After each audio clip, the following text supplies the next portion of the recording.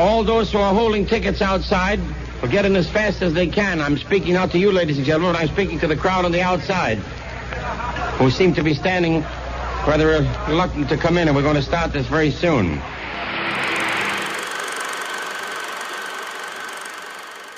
Welcome to Worthy. I'm Ben. And I'm John. And this is our 40th episode of Worthy. We've somehow gotten to 40 episodes of the main series through 40 Best Picture winners. I've survived talking through at least 40 hours with John, and neither of us are bored with each other yet. So, or want to kill each other. No. Never. Never, John. Never. And it's very exciting. 40 is a huge number. It feels, I don't even know what it truly feels like. It just feels like concrete. Like, yeah, we did it. We did something 40 times, and really 40 plus times when you include the nomination reaction episodes, the top 10s of the years, holiday specials, whatever you can think of. We've done that. But in terms of the main series, we've gone through 40 Best Picture winners. And it's very exciting. And for those who have listened or may not know, we go through every decade of that. So every time it's a film year ends in a 7, that's a new decade of the Oscars, because the Oscars started in 1927. And this episode we're talking about the 1967 Best Picture winner. So we always give out the worthies, is what I think I called it last time, of awards for the movies that won Best Picture or from movies from those years, and what we think should win those awards. I think we played a little bit looser this time around with some of the awards we gave out. Really more specifically one category, which we will get to pretty quickly. So we give out awards from Best Editing, Best Cinematography, Writing, Acting. Whoever we thought out of the Best Picture winner should get more awards. That's what we're here for. So, John, before we jump into the worthies, any thoughts on 40th episode? Thoughts on, I don't know, what you were doing today? How was your day? Was your day good? My day was good. I'm happy to be middle-aged. Worthy is officially middle-aged. And, yeah, it's crazy. We've done over 50 episodes in total, but this is our official 40th episode. It feels great. It does feel like a kind of body of work at this point now, and it does feel like a true journey that we've gone on through the past 4 decades of film. And it's crazy. On one hand, it feels like we've just started yesterday, but on the other hand, it feels like we've been doing this for a decade, and it's really amazing to see how not only the industry has changed, but I think around the time now, and especially watching now that we're seeing the award show and we're seeing it in color, and I'm starting to see familiar faces, right? I'm starting to see actors that are still around now for us, for instance, Dustin Hoffman, for this year for The Graduate.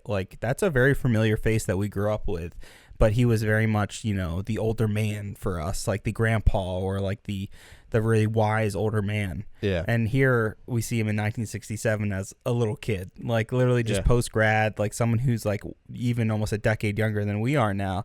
And it's really interesting to see just these familiar faces that are now, what we are used to in Hollywood. So it's been a great journey. I'm doing well. I had a pretty damn good day, and I'm ready to jump into our worthies. Yes, let's jump into the worthies, and we're going to start with Best Song, a new category we are introducing for this episode. And this is that one category where I think we strayed a little too off course in terms of films that won Best Picture, and there weren't really many films that won Best Picture that also won Best Song, and that goes kind of for the entirety of the Oscars. So played a little loose, and my best song from the years of 1958 to 1967 was Moon River from Breakfast at Tiffany's.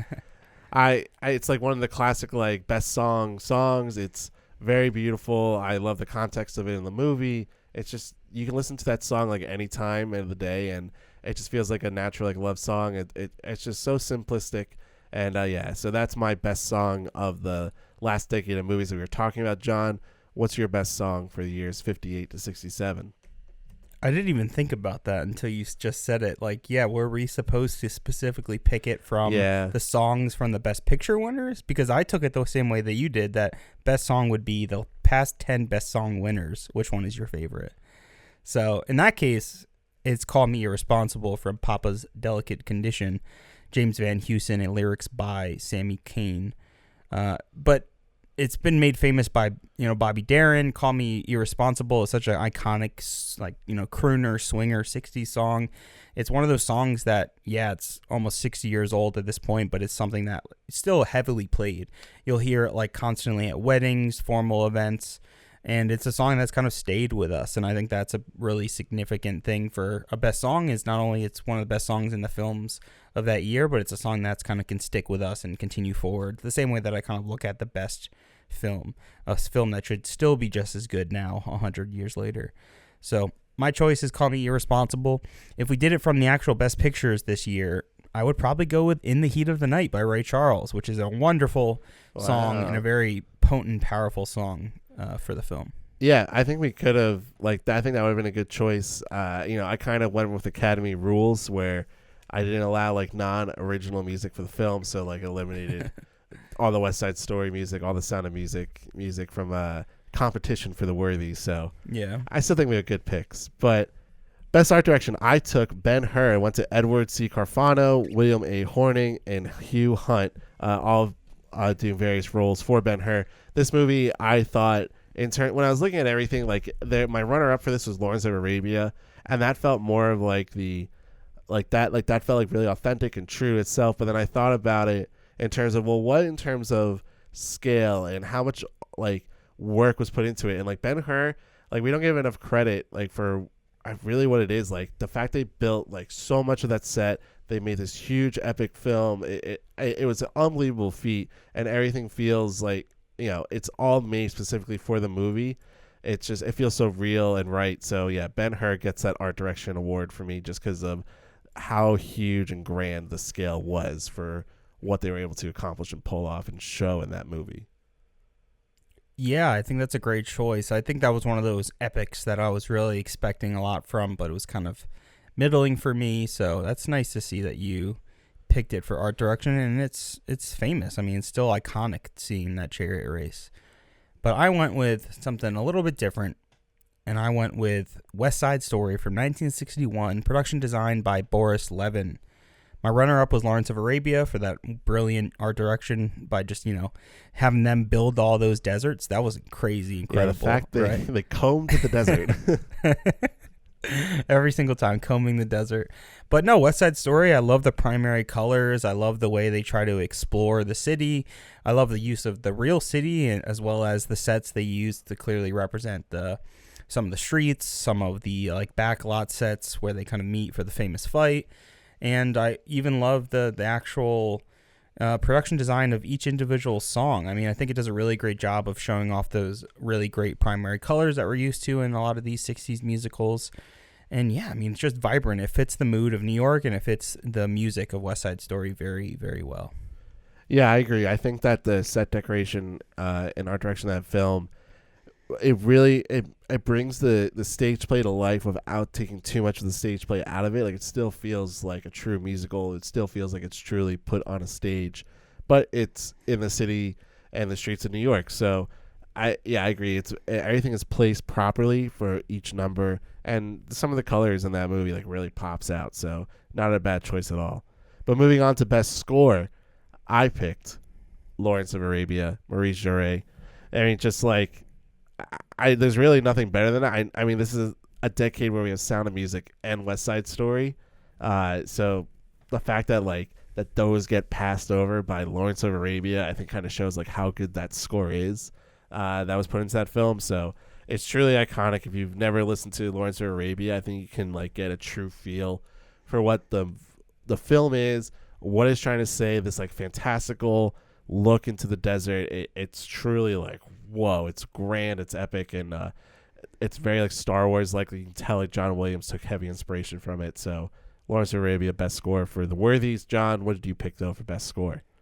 I also went with Lawrence of Arabia. I totally agree with you. I think it's kind of almost a cop-out to pick a musical, and like you said, a lot of the music comes from pre-existing work or the Broadway musicals or what have you.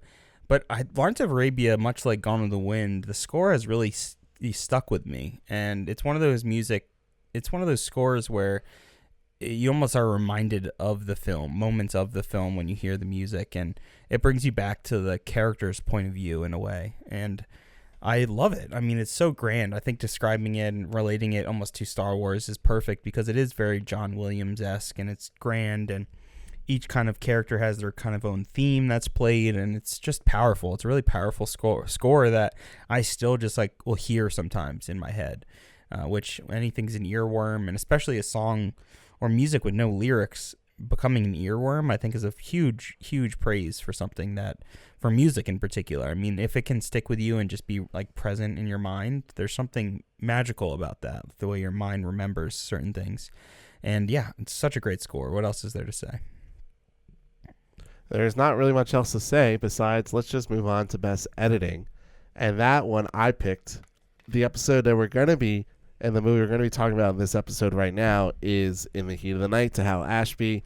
There are, I think, a lot of great candidates for the best film editing of this past decade. My runner-up was West Side Story, but winner In the Heat of the Night. And without getting too much into the film, it's truly just because of the tension that Ashby builds throughout the movie, like especially the opening. There's we have the Ray Charles song. It's like really great and poppy, but you just feel this like insidious like nature. There's something going on underneath, and that obviously gets revealed in the beginning, and then it just gets rolled out more and more in the movie. And there are a couple of chase scenes. They're just really like well edited, like dialogue scenes that are quick cuts that get crazy angles, and it feels like so well paced for the film. Like that movie is an hour 50 minutes and it flies by very quickly. There's a lot they pack in there, but it's paced very well, and I feel like that has to do a lot with the editing. So that was my pick for the last decade. But John, what did you pick for best film editing? Yeah, that was a great choice. In fact, I'm like hitting myself right now. Like, damn, that is such a great choice. I should have done that because it's amazing editing. It's really great. We'll talk about it more. But I went with my previous winner, which is Lawrence of Arabia from 1962. And, I think a lot of people can look at that film and see how long it is and be like, editing, like they needed to cut out more of that movie. You kidding me? Best editing? But obviously editing is a lot more than that. We've talked about that before. But there's something about the patience and the plotting of the editing that Lawrence of Arabia has, and it's letting you soak into the vistas, knowing how long to hold on our protagonists and how long that we should just kind of gaze into the endless abyss of the sand. I think there's something very magical about that, and the tension that he builds throughout that film, and especially the epic long shots of the desert and someone approaching on camelback and just not knowing what's going to happen.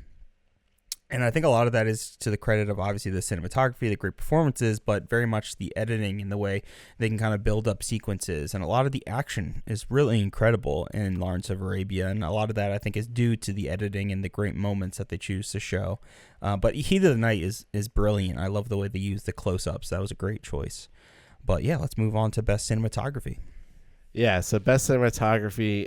This one, the winner is obvious, but the choices are it's very hard because I could have went with a Ben-Hur, which has an amazing chariot sequence that, like, some of the shots in that were so ahead of its time, like stuff that if even done today would be like, oh my god, I can't believe they were able to do that and capture that. So that was a contestant. West Side Story has a ton of great cinematography in it. The dancing, so many different cuts, angles, just the shot choices, incredible. Sound of Music, another great and well shot film. I'll even go on this limb, John, and say that even a film like Gigi had some okay cinematography where, Wow. I'll even go out that limb because of like how strong this decade was in terms of look. The Apartment, another one, but the obvious winner is Lawrence of Arabia. I mean, that's just one of the best shot films ever made. Like it has to be top 5 in terms of importance, scale, epicness, the actual just like almost like paint to canvas feel of it.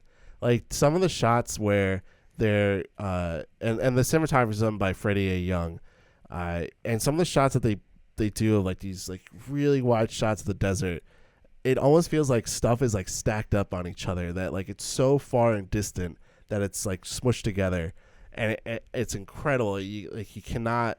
It's like there's no words to really describe it because it truly makes this desert feel like an alien planet, so out of this world. Like, how could something this grand be on this earth type of thing? So it's obvious Lawrence of Arabia, best cinematography for me. But John, what did you pick? I also went with Lawrence of Arabia. I mean, I totally agree with you. I don't think I need to add more to that conversation. I think, we can watch endless amount of videos about the cinematography of Lawrence of Arabia, but Freddie A. Young, he's someone that's won previously, and he's a name that's been around for quite a while. I think if I remember correctly, he was the one who is credited as inventing the helicopter shot, I think I remember. But yeah, he's such an iconic figure for film and cinematographers. But I want to also talk about my runners-up, which is both In the Heat of the Night, because I love the cinematography of the film, which we'll talk about more, but also Tom Jones. Ooh. And I know that comes out of nowhere. You wouldn't expect it, but I think it's the 60s, and we're experimenting a lot with cinematography, and I think we see a lot of that from In the Heat of the Night as well. And Tom Jones, I love the way we talked about how it's like a very muddy film and it's kind of ugly, and that could definitely come from the transfer, how the film was kind of saved and digitally preserved. But in terms of the physical use of the camera, a lot of handheld camera work, a lot of like insanely tight and huge contrasty images that focus on a lot of like extreme close-ups. And I think you see that as well in The Heat of the Night, like these extreme close-ups of small objects. And he just uses a lot of techniques that I just don't think are really used to, coming from the 50s and having things so static, and it's mainly just about like panning and tilting, when Tom Jones really just has the balls to use helicopters, to put cameras on horseback. It does a very experimental job, whether that fully justifies how it looks at times in terms of things being out of focus, things being very shaky for what we're used to now. It's not perfect, but I think putting your neck out there and making something that's different and unusual and different for the time it should be honored and should be recognized. So Tom Jones, my runner-up. Fascinating. I was shocked when I saw you put that down, but I get the reasoning for it. Moving on to best screenplay, this one went to The Apartment, to Billy Wilder and I.A.L. Diamond. The Apartment screenplay is one of the wittiest, funniest, saddest, dramatic, angriest, loving, and just all around like great screenplay. It's truly fantastic. It's a knockout. It's a screenplay that I think could be put into a book. I think people who want to be screenwriters should know this screenplay back and front. I mean, I spent a ton of time talking about Billy Wilder's, essentially his like guideline to like writing a good screenplay when we talked about The Apartment. And literally The Apartment is like that document, like those like 10 steps that he gives, it's all there. So study that screenplay. It's truly fantastic. There's so many words I can say about it, but I'll just let the words that in the film itself speak for it.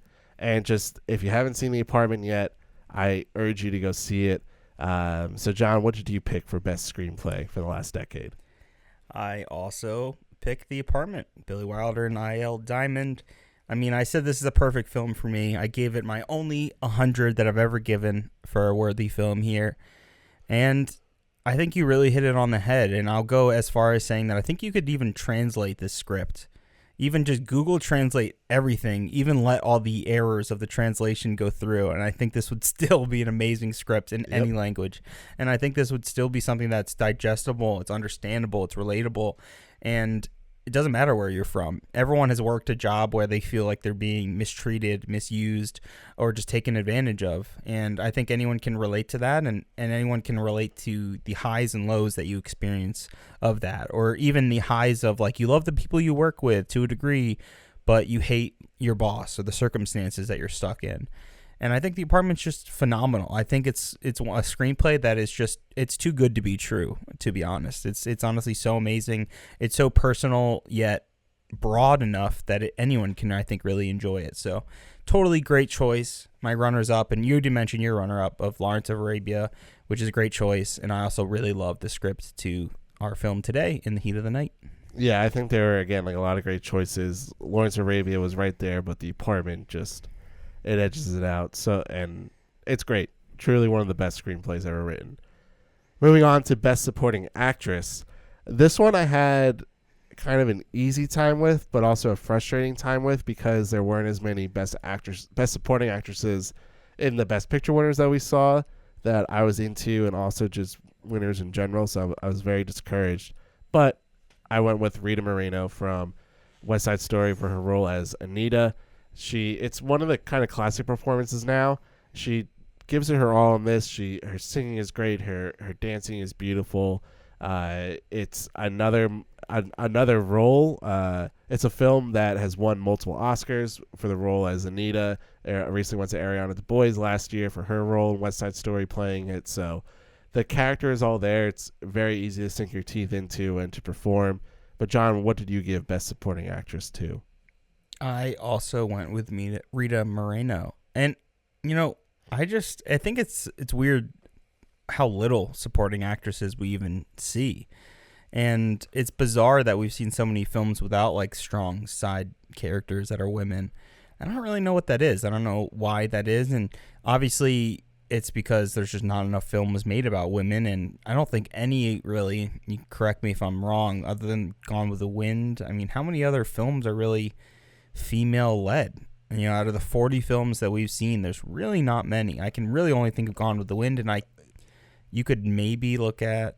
You can look at Rebecca. Rebecca's yeah, I was just about to say Hitchcock's Rebecca, maybe, but I think people might even argue with that if she's the main character or not. I mean, Mrs. Miniver, she's kind of lead there. Again, that's still kind of a little bit arguable, but yeah. Yeah. So it's just very limited in terms of our options for this as well, and it also becomes kind of tricky whether it's like, well, you could say maybe Shirley MacLaine from The Apartment is Best Supporting Actress, but she's kind of like the female lead of that film. Yeah, she is. So I went with Rita Moreno. It's a great performance. It's really iconic. I mean, it's great that she got to also come back to the West Side Story past couple of years. And that was really sweet, but it's a really great performance. It's a really strong character, and it's a really conflicted character. And yeah, we just need more supporting actresses. I hope we get that moving forward from here. Moving on to Best Supporting Actor. This one was incredibly easy for me. And if you didn't listen to our episode of Lawrence of Arabia, then maybe you wouldn't see why it's so easy. But I went with Omar Sharif as Sharif Ali from Lawrence of Arabia. He is just electric coming off that screen. He is, as Sharif Ali, he's this antithesis to Lawrence, but he's also his best friend and his pal. And there's so many like dynamic aspects to his character. His whole entrance is otherworldly. Him running in the mirage, running on the camelback, like the black rider on the horizon, just coming in, killing the guy instantly. Just bam, I'm right here in this movie, and it's 100% throughout. So I love Omar Sharif. I think he's a great actor. So I thought he should have won Best Supporting Actor at the time.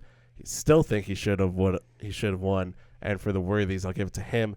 My runner-up, so this is another category where I was thinking about it really hard. I was like, who out of the Best Picture winners, like who are some of my options? So Omar Sharif, automatic. But then my second option was Stephen Boyd playing Masala in Ben-Hur.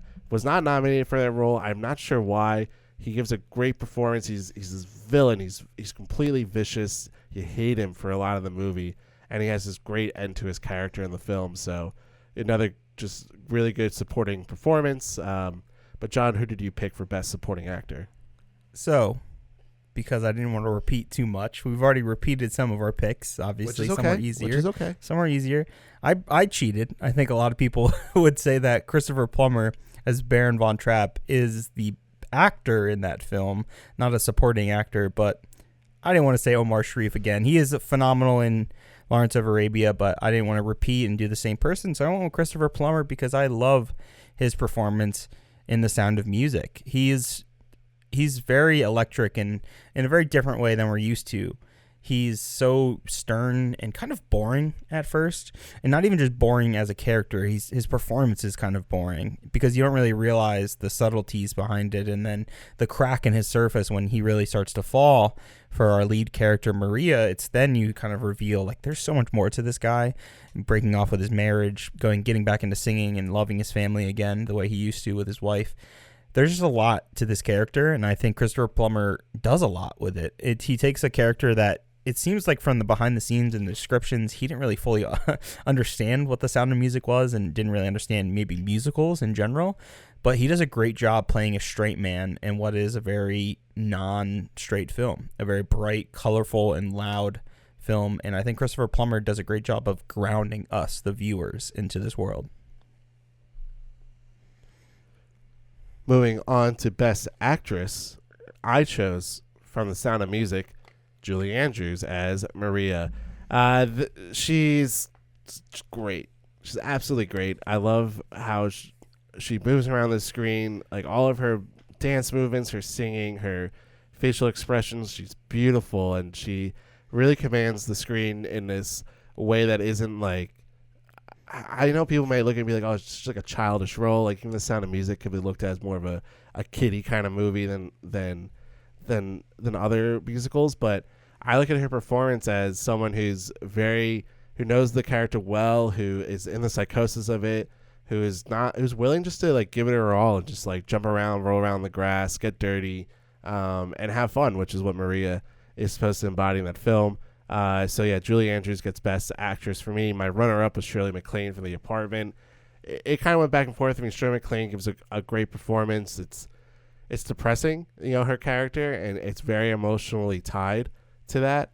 But I just love the expression that Julie Andrews gives, and to me, like for a performance, it just really pops out more to me. So that's my winner. But John, who did you pick for Best Actress? Well, that is a wonderful choice for Julie Andrews as Maria from The Sound of Music. That's my runner-up, but I went a little bit different. Again, some might say I'm cheating.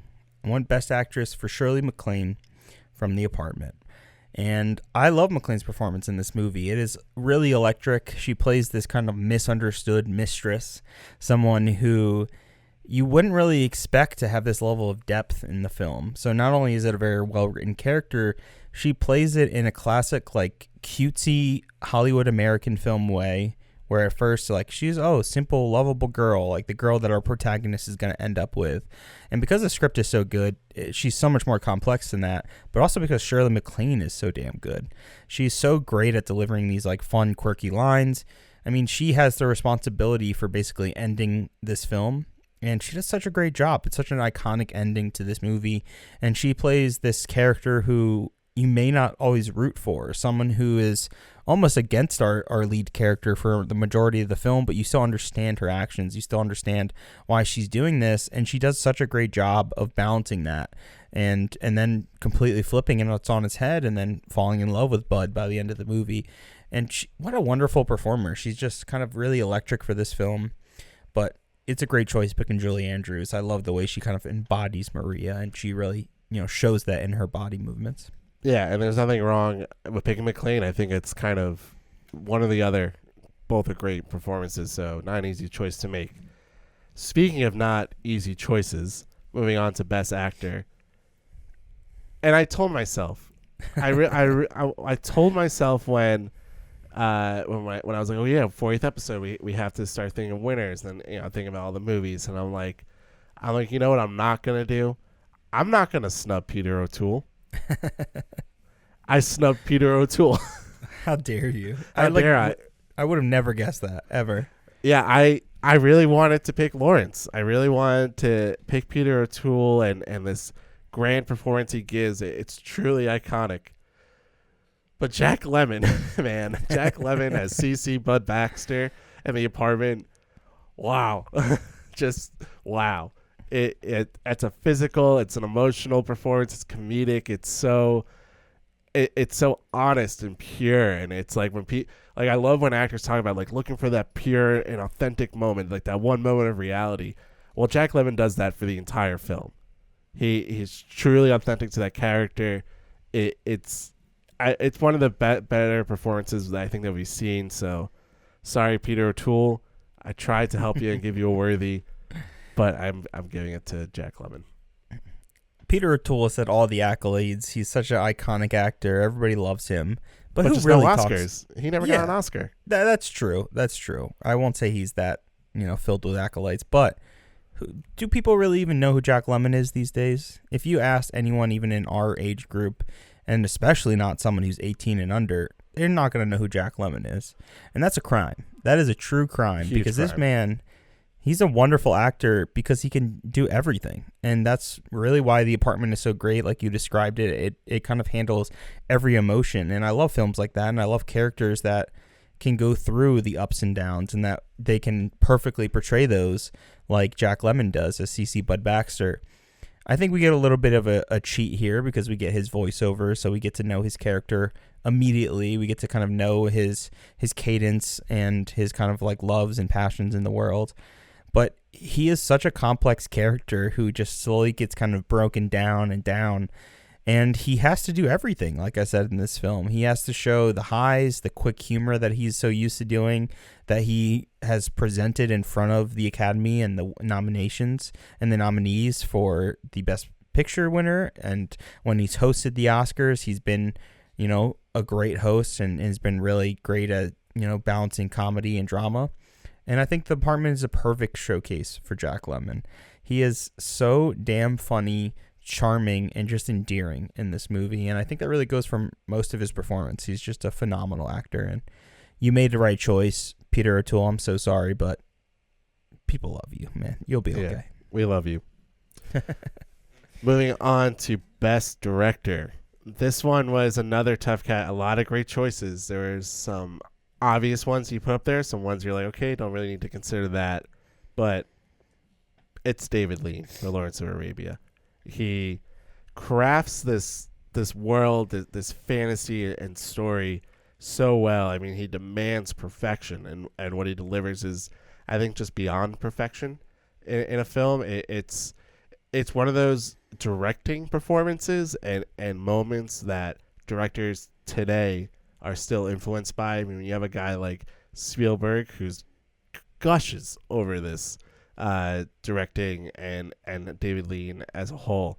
So I think of one of the best of the modern cinema is like, that's the influence for me. That's the movie that I want to be like. I think tells a lot about what David Lean did and what he has done throughout his entire career, like the movies that he put up. I mean, Lawrence of Arabia is to the scale of a Lord of the Rings, to a Titanic, like beyond epic. It's movies that are like, how the hell is this getting made? How the hell is someone managing this and putting the vision to reality? So David Lean gets my Best Director award. My runner-up was Billy Wilder for The Appointment. It's subtle, but it's still like truly great, masterclass of work of filmmaking. But just David Lean edges it out. John, who did you give Best Director for?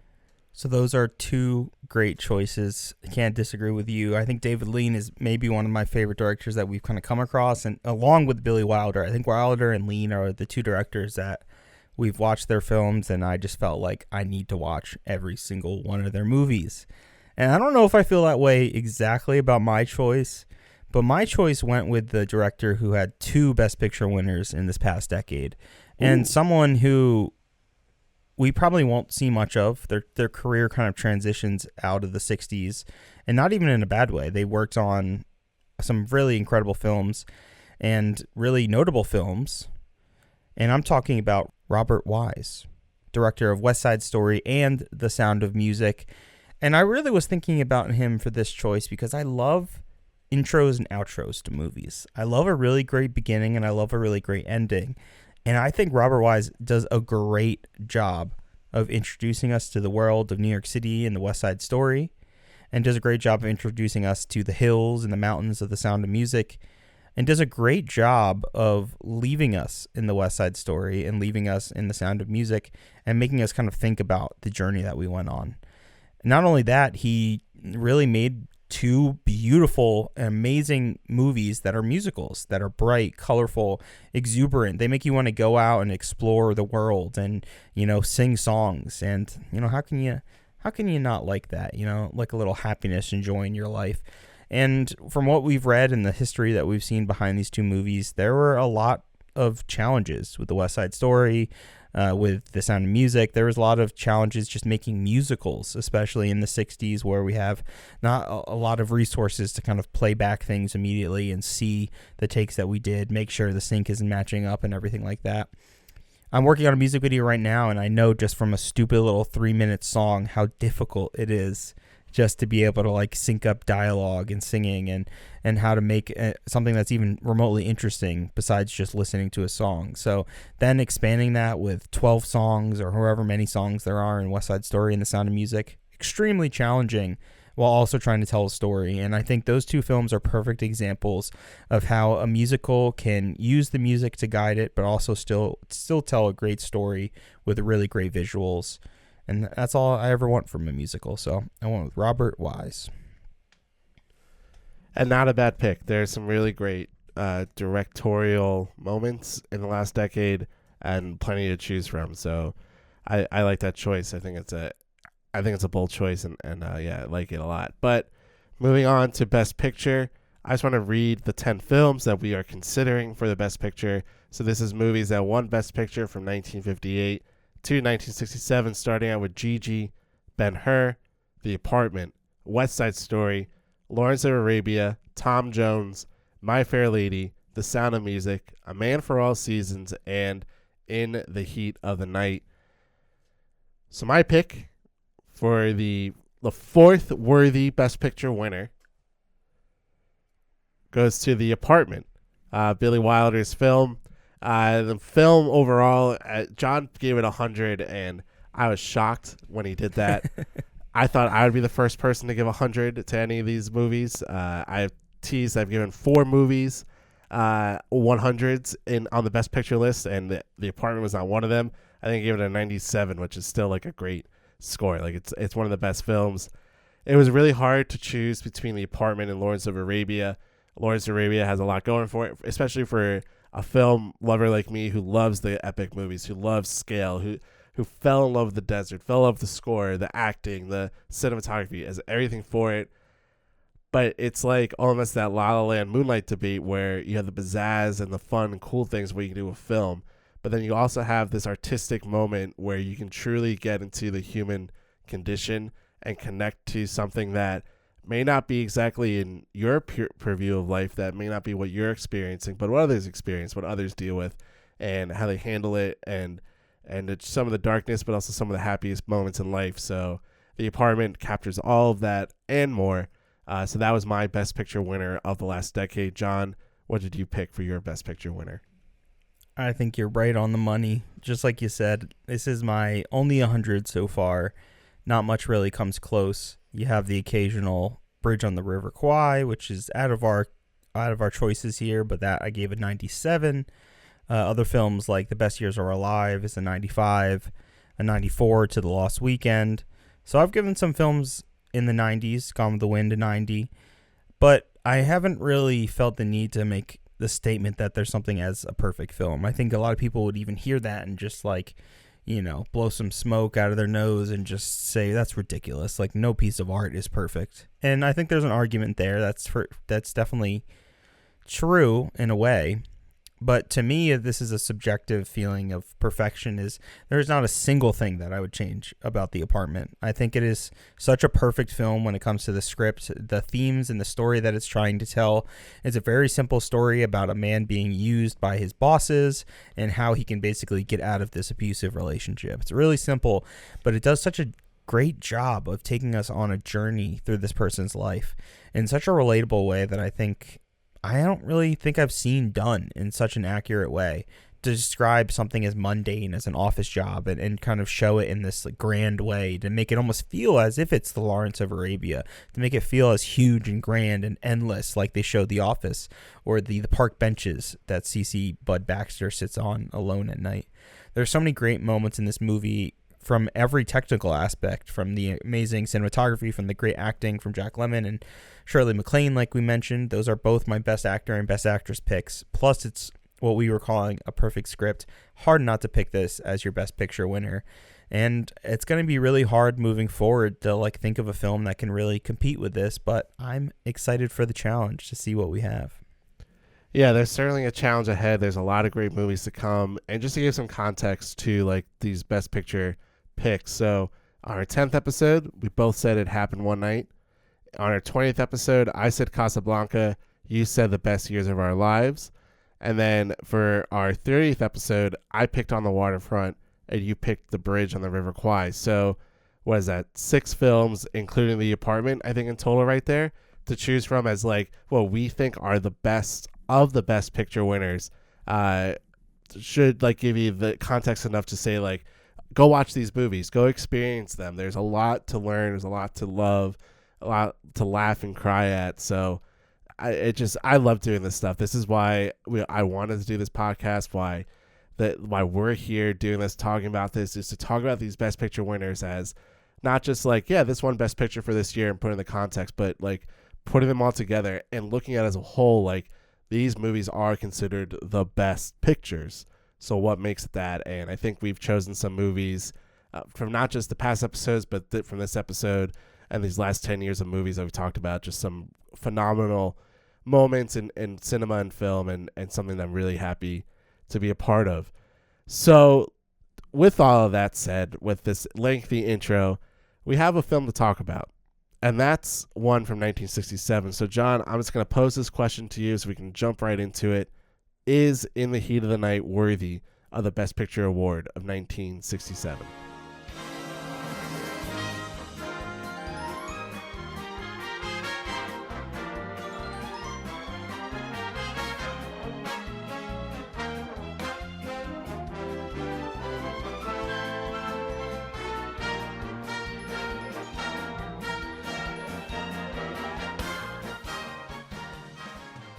In the Heat of the Night. A black Philadelphia police detective is mistakenly suspected of a local murder while passing through a racially hostile Mississippi town. After being cleared, he is reluctantly asked by the police chief to investigate the case. Wealthy industrialist Philip Colbert moves to Sparta, Mississippi to build a factory. Late one night, police officer Sam Wood discovers Colbert's murdered body lying in the street. Wood finds Virgil Tibbs, a black man with a fat wallet, at the train station and arrests him. Police Chief Gillespie accuses him of murder and robbery, but soon learns Tibbs is a top homicide detective from Philadelphia.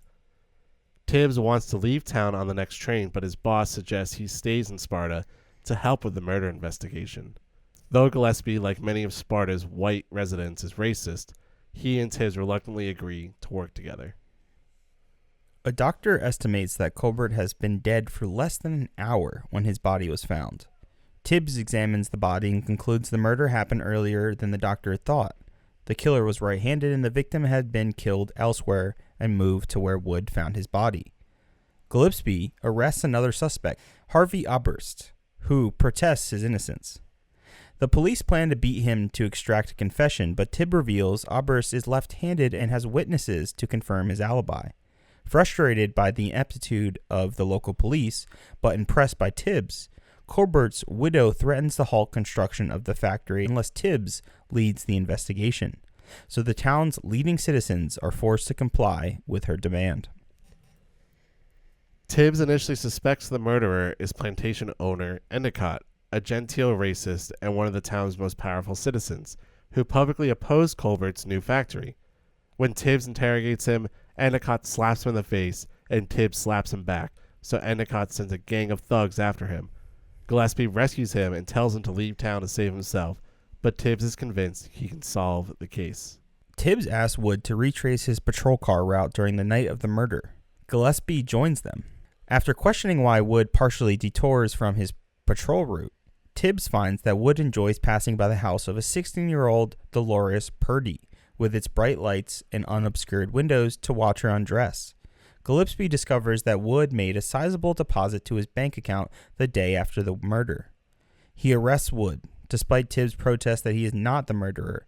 Tibbs tells Gillespie that the murder was committed at the site of the planned factory, which clears Wood because he could not have driven both his and Colbert's cars back into town. Also, while being interrogated, Wood provides a credible account of where the money for his large deposit could have come from. Dolores' brother, Mr. Purdy, a hostile local, brings her to the police station and files statutory rape charges against Wood for getting her pregnant. When Tibbs insists on being present during Dolores' questioning, Purdy is offended that a black man is present during her interrogation and soon afterwards gathers a mob to attack Tibbs. Tibbs pressures illegal abortionist Mama Kaliba to reveal that she is about to provide an abortion for Dolores. When she arrives and sees Tibbs, Dolores runs away. Tibbs follows her and confronts her armed boyfriend Ralph, a cook at a local roadside diner. Purdy's mob also arrives and holds Tibbs at gunpoint. Tibbs tells Purdy to check Dolores' purse for the money Ralph gave her for an abortion, which he got from killing and robbing Colbert. Purdy realizes Tibbs is right when he examines the purse. After Purdy confronts him for getting his sister pregnant, Ralph shoots Purdy dead. Tibbs grabs Ralph's gun as Gillespie arrives on the scene. Ralph is arrested and confesses to the killing of Colbert. After hitchhiking a ride with Colbert and asking him for a job, Ralph attacked him at the construction site of the new factory, intending only to knock out Colbert unconscious and rob him, but instead accidentally killed him. Tibbs arrives at the station to meet his train to go to Philadelphia, as Gillespie, having carried his suitcase, shakes Tibbs' hand and bids him farewell.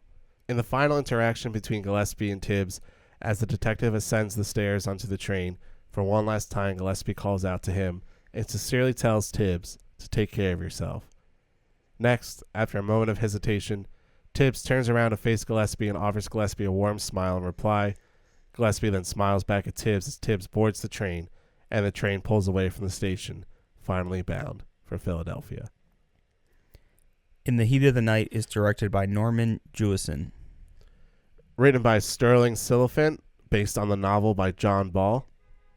Produced by Walter Mirisch. Music by Quincy Jones. Cinematography by Haskell Wexler. Editing by Hal Ashby. Casting by Lynn Stallmaster. Art direction by Paul Gross. And costume design by Alan Levine. In the Heat of the Night starred Sidney Poitier as Detective Virgil Tibbs. Rod Steiger as Chief Bill Gillespie. Warren Oates as Officer Sam Wood. Lee Grant as Mrs. Colbert. Larry Gates as Eric Endicott. James Patterson as Mr. Purdy. William Schallert as Mayor Schubert. Bay Richards as Mama Kaliba. Quentin Dean as Dolores Purdy. And Anthony James as Ralph. In the heat of the night, seems like a cold sweat creeping across my brow. Yeah, in the heat of the night.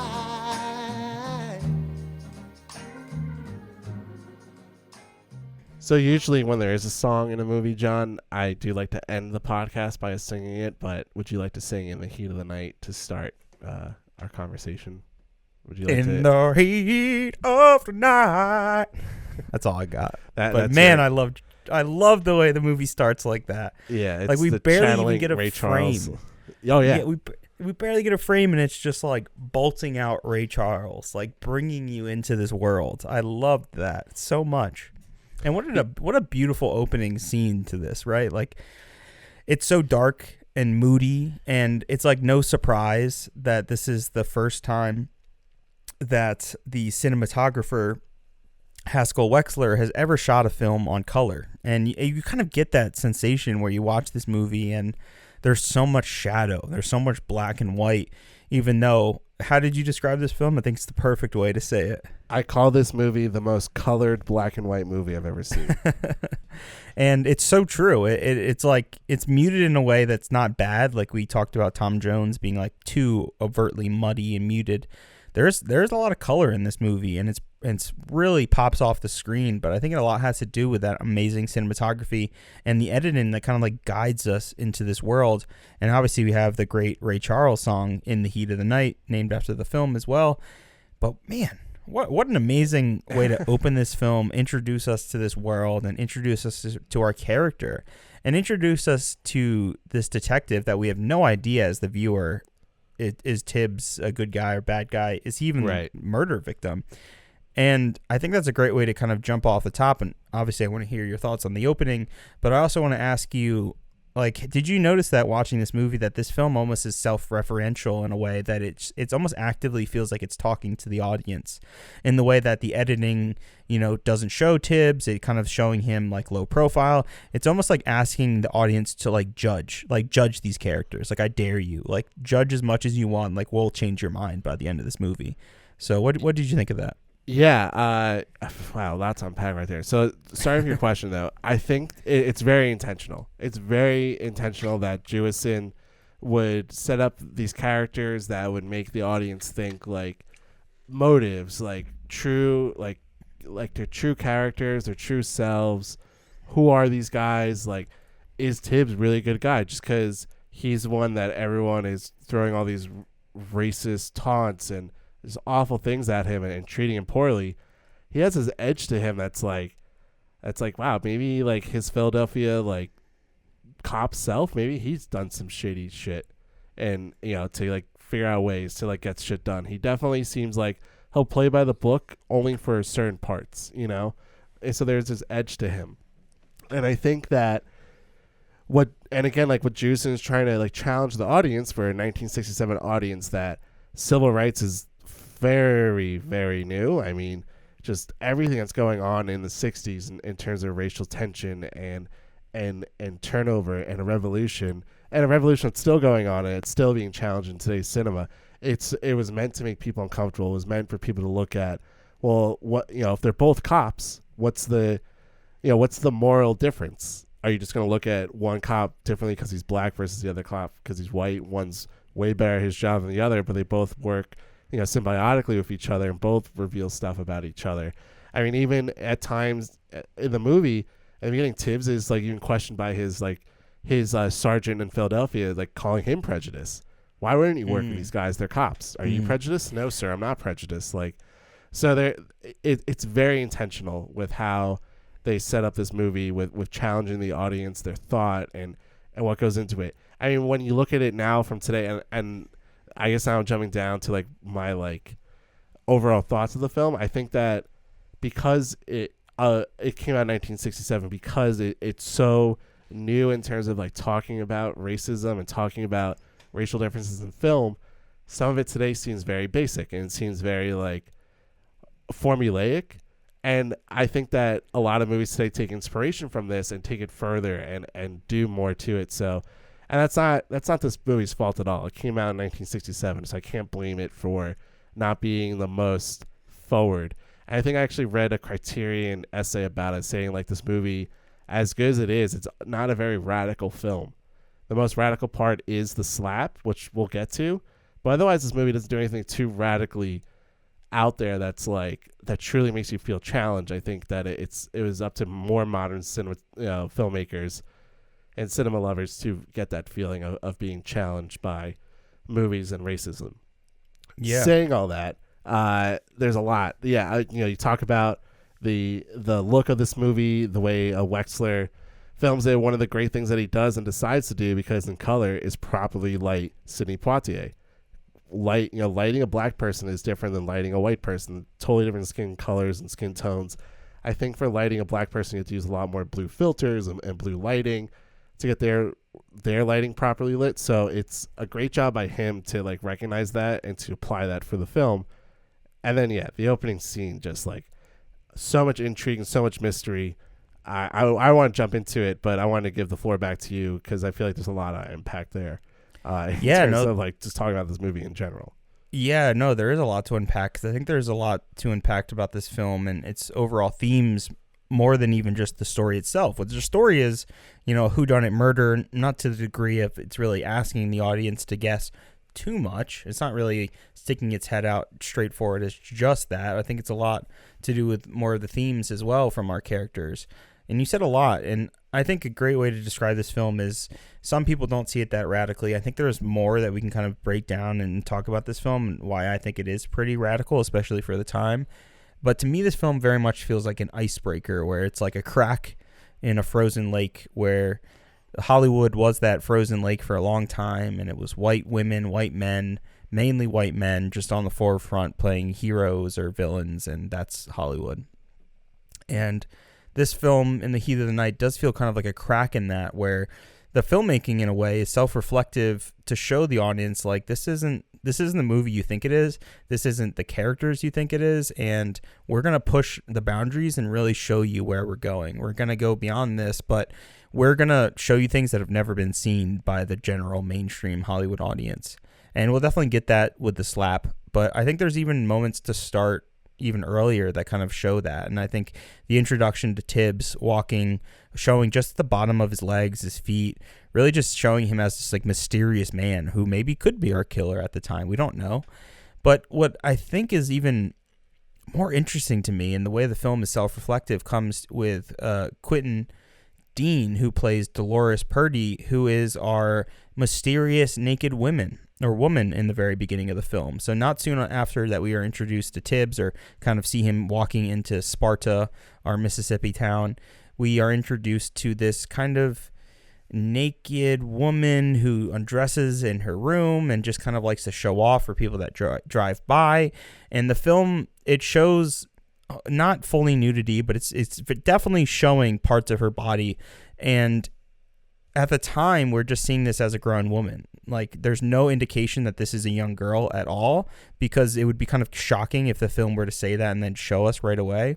But what the film does, as us, the spectators, makes us kind of like googly eye, almost in a way that is pornographic. Like, look at this beautiful woman. Like, isn't this gorgeous? Like, wouldn't you do the same thing if you drove by and saw this beautiful, like, naked woman in the window, just like waiting there, beckoning? It's like it's a complete male fantasy.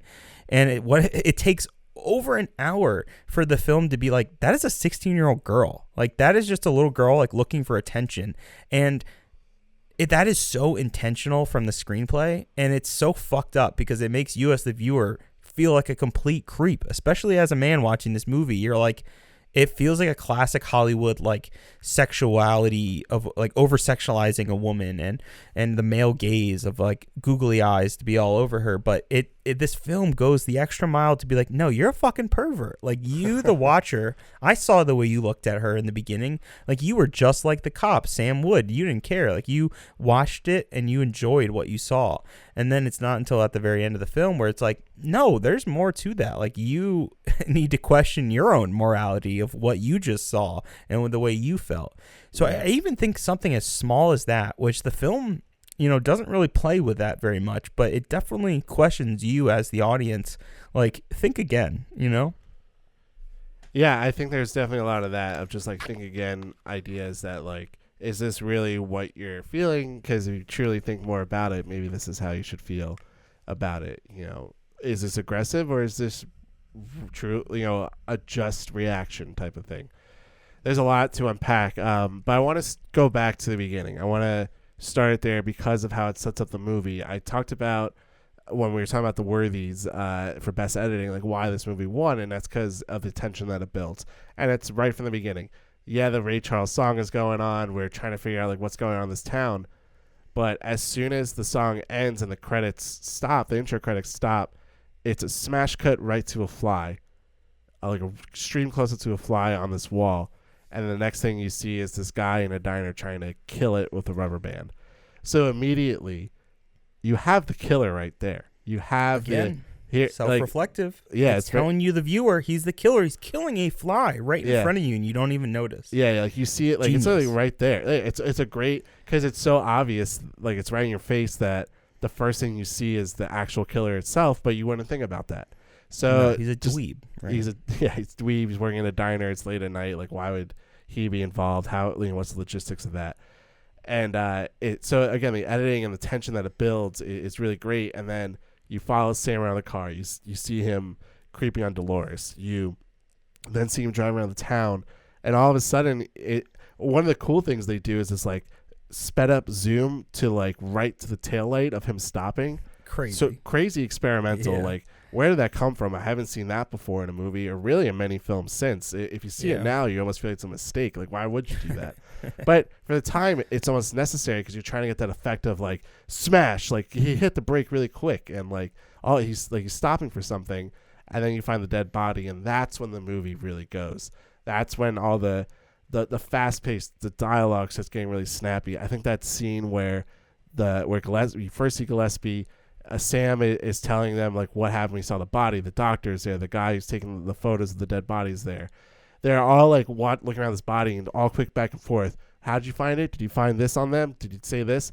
And one of my favorite things in that moment is the way that Rod Steiger playing Gillespie, he says to the doctor, he's like, well, how long ago did he die? Doctor goes, an hour, maybe less, hour and a half. And as he's hearing that, you just see Steiger's performance of like hearing an hour, okay, maybe less. Oh God, the guy's still here. He's still in this area. So it's like the cogs start like turning and the grinds start going. It's like it immediately goes. It's go go go go go for this entire movie. There's some really great chase sequences throughout. So it's a good setup. And then what that leads to is them finding Tibbs at the train station waiting, and that's where so much more tension is built. That's where we get introduced to Sidney Poitier's character, and the movie it skyrockets from there in terms of action and what's about to unfold.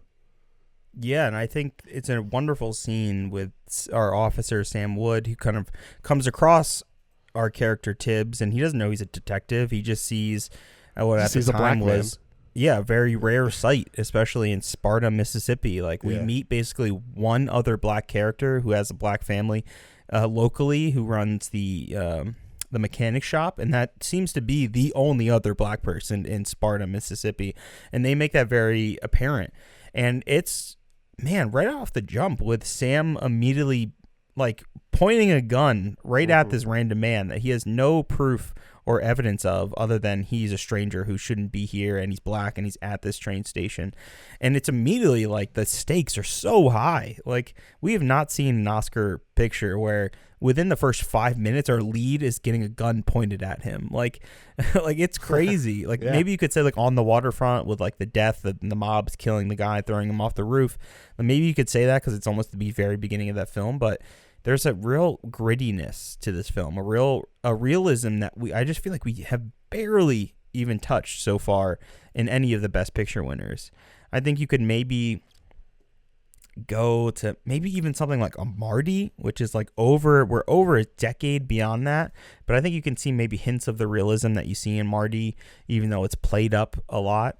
I just don't think we've even come to the level of realism that we see in this film when it comes to the dialogue and how just natural and organic it feels, to just the way it looks. Even the opening and having us show the town and just see a little dog standing outside of a doorway. Like, it's showing us what feels like documentary footage of Sparta, Mississippi, but it's not. They weren't even filming in Sparta, Mississippi, which is so fascinating. They shot most of this film in not Chicago, but outside in Illinois. And there's a lot of great stories about, Poitier, who slept with a gun under his pillow and was afraid of shooting in actually Mississippi, so they kind of moved it into Illinois. And there's a lot of great behind the scenes footage, or not footage, but stories behind the shooting of this film and all the kind of trouble they went through.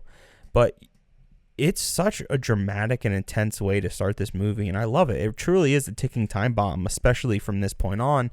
And he takes Tibbs, our detective character, who they still don't know, into the police building, and they're kind of questioning him, and he has the money. And I think this is a really great scene because not only it pins Rod Steiger's character with Poitier, and then we're kind of head to head, where already, we have such strong personalities that are going at each other.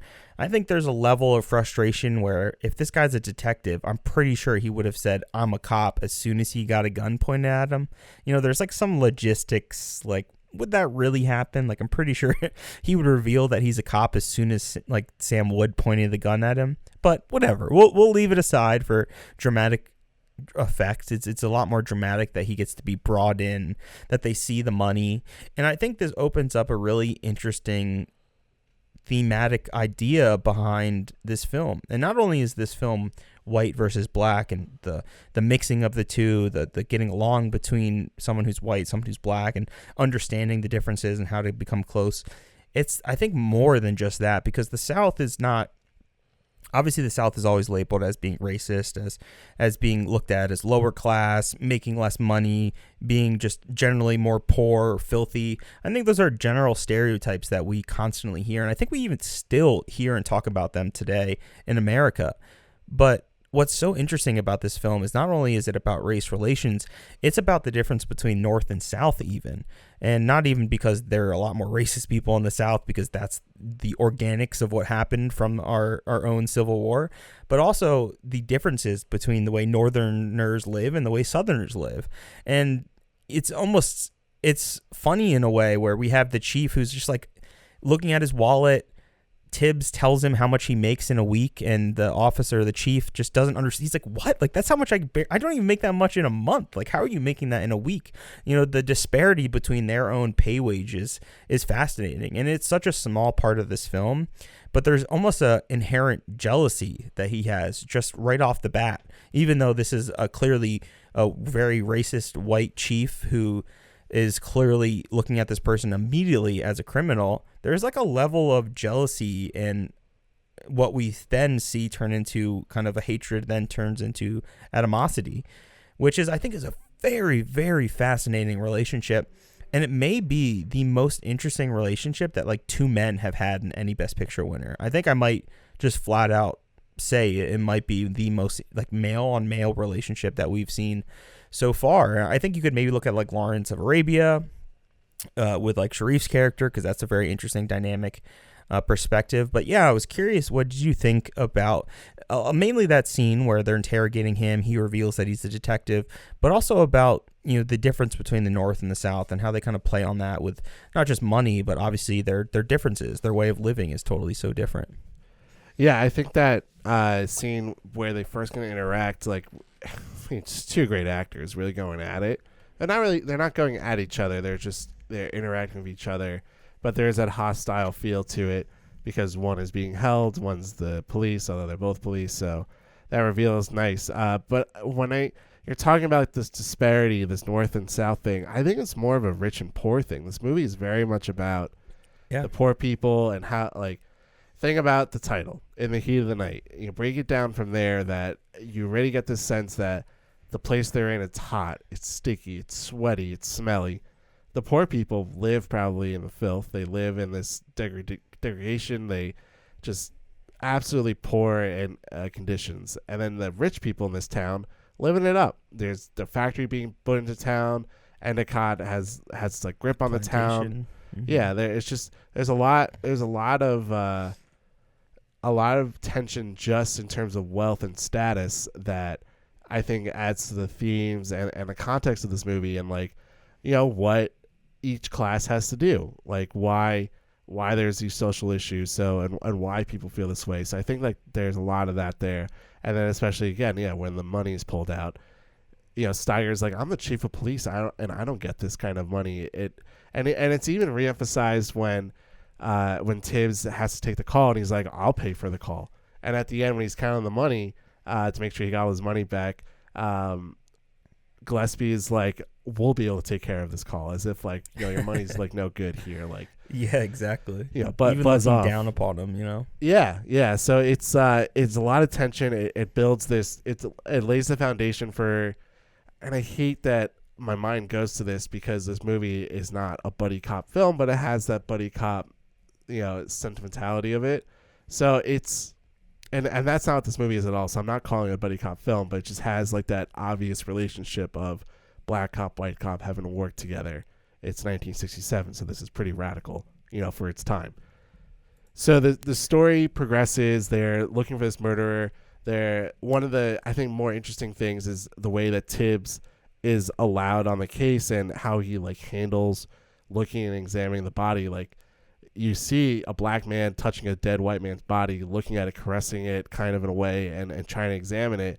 And the doctor, and I don't even know what this other guy, like what his role truly was. Maybe it was just the his house they put the body in. I really don't know. It's the assistant. I just thought it was like the coroner's assistant. Yeah, I guess it's that. But they're just like looking at him. They're just like, what's this black guy doing? What's going on here? Like it's so like tense and like it doesn't need to be. And the way I think that Steiger and his personification of Gillespie, the way he's just like, all right, this guy's a part of it. I just gotta accept it. And I don't think like when you say Gillespie's a race, like he does call him, it's a great question. Yeah, he does call him the N-word at one point, but it's never. I don't think he does that in terms of like he hates black people. He's just groomed and raised in the South, where saying something like that to a black person is very normalized. So when he does have that moment, you're like, wow, you're a racist. It's like, well, how, like, that's part of his upbringing. He's letting out aggression and anger. He's being shown up at his job. He thinks he has one thing, but he doesn't, because this other guy came in who's making more money from him, who's a lower rank than him, is obviously outsmarting him in every way possible. And I think we not only, that's a really great question to just simply ask, is Chief Bill Gillespie racist? I think that's a great jumping point of a huge conversation that I think you'd have just about this film. And I'm not educated enough on race relationships or specifically some of the lingo that you may use to describe racism in a way, but it's almost a racism that you kind of play hand in hand. I think you kind of described with it, it's the way he grew up, it's kind of the people he's surrounded by, but I think the chief is a very interesting character because of a scene that we kind of will get to later on, which I just called the loneliness scene, which is about how he just is depressed, basically. He's alone and depressed, and all he really wants to do is be like a leader for this town, be something that people look up to and respect. And he just feels like he doesn't even get that. He seems like he's pretty new to the job, and he really just wants to be good for these people. And what's good for the people seems to be kicking out this black man who's arrived to town, because that's what they're used to. That's what's expected from these people that have just grown up with these ideologies. And it almost feels like that Gillespie is going out of his way to be racist, and not because he internally feels that way. It's because he feels like he needs to do that. He needs to do that for Sam Wood, who's his officer, for the other officers in town, for the people who he interacts with. Every scene where we have these two characters enter a room, the screenplay and the direction knows that this is like a unicorn walking into a room. It knows that this is like a sight that's not really seen very often. And especially if you're just side by side with the chief of police next to a black man who's dressed extremely well in a nicer suit than probably anyone in that town owns. And the film never forgets that. Either it's a character who's so taken aback they don't even know what to say, like the coroner and his assistant, or if it's like later on with Ralph, who immediately just says blatantly, "I will not serve you." So I think the film never forgets to do that. And I think bringing it back to the chief, it's such an interesting question. Like, yes, without a doubt, he's racist. It's so clear he's saying very racist things, but I think there's more to his character, and it feels like he himself, not just Rod Steiger as his character, he himself, the chief, is playing this role. He thinks he needs to be this very like disciplined racist man because he thinks that's what the town needs and that's what's right for the world. And also, on the other hand, he's probably never really met a man like this. There's very little black people, I think I described in this town. There's like one, I think, other black person in a family that work in the mechanic shops, and I don't think the chief has really sat down with him and discussed, very in-depth ideology like he already has with Tibbs' character. So it's a great question, and I think the answer is yes and no because of this way he's trying to like balance his own role. He's trying to balance the power, the jealousy that he has about this man. And I think that's super interesting when you look at that scene of them meeting with the other side, where Tibbs has to call his own detective and be like, "Hey, I shouldn't be here. I got to get home." He calls his head of the police, I'm assuming. And it's like something we don't even hear that side of the phone call. But it really made me think, like, is his own chief, Tibbs' own chief, who lives back in Philadelphia working there, is there a possibility that like he might want Tibbs just out of the picture? And I'm not saying like he wants him dead, he hopes he doesn't come back, but is there a possibility that like his own chief is even racist in Philadelphia? Like, we have to think that like racism is not limited to North and South. Like, his chief could just be as racist as Bill Gillespie is. Probably not because he's hired there and he works in Philadelphia. But is there even a tinge of racism to his own chief suggesting you should stay there? I think that's kind of tough to say. I mean, I don't know, because we don't hear that other side of the phone conversation, so I don't know if he's like mad that he got caught up in something that he's trying to stick it to him, or maybe he sees it at, you know what, let me teach both of them a lesson. See the other side of it, really experience what it's like to be someone who's like an other, you know. I think why he would want to do that, we have no idea. Yeah, I think it's hard fascinating. I think it's hard to like pontificate on like why that is, but I think he kind of hit on the nail about Gillespie and maybe who he truly is, but what he is though in this movie, what we do see, he's a very interesting character, and the way Steiger approaches it, it's very like grand and very gruff, but there's like this also soft side to him. There's just like funny side to him.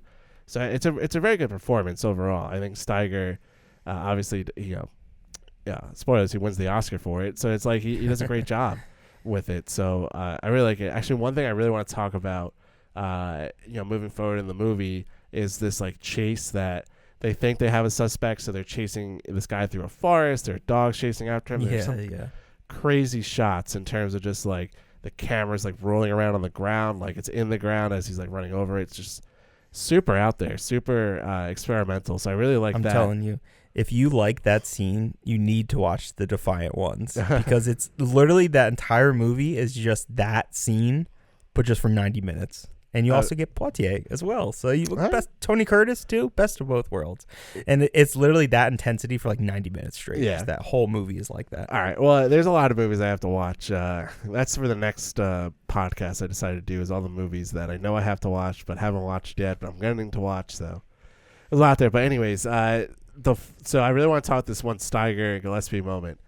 So they're chasing this guy and they chase him onto a bridge. He's like about to run into Arkansas. And Gillespie's just sitting in his cop car, and it's just this side profile shot. He's sitting there chewing his gum. The sunglasses are on. Just picks up the mic and just goes, "Okay, I got him." And he just starts just driving away. And as he's driving away, it's like this Wes Anderson shot of just like, well, the camera's attached to the car, obviously, so he's static, but everything's moving in the background. It's just a slow push in. And I was just like, this is such a Wes Anderson shot right here. This is hilarious. Just him standing there going, okay, I got it. And just goes right after him and gets the guy. It's so funny. But I think it adds to his character, because it's like, this guy really is just not going to give any bullshit. He's just going to go do his job and get it done. No. It not only shows how just like incompetent a lot of the police are in this film, and the whole... It also shows just how ridiculous and idiotic some of the town's ideas are. Not just the police, even some of the people in the town. Like it's really funny the way they portray the people of the town of Sparta, and it's somewhat backhandedly, where it almost looks down at them. But again, I think it comes back to referential, where it's like, are you, the viewer, just putting these people down as well? So I don't know. There's a lot to say about the referential matter to it, but I want to talk again more about some of the ice-breaking moments, is what I'll keep calling them. And I think you did a great job of describing Tibbs kind of inspecting the body, which we just see close-ups of his hand kind of working his way across this man's body, a white flesh body. It's an icebreaker. It's intense to see someone's like kind of hands like that. It's hard to say. It's so funny looking back at this now, like 50 plus years later, and be like, this is crazy and was ahead of its time. But it's like, yeah, you got to put yourself in the time of what happened. MLK just recently was assassinated right before this. Like you said, we're at a huge height of race riots and issues with civil rights. So this is a huge deal to see a man touching it. And it's not a sexual way, but it's a very overtly, very in-your-face way of showing it. And I think we also see that with Mrs. Colbert's character. Mrs. Colbert is the victim's wife who comes in, and she's basically what gets Tibbs fully assigned to this case.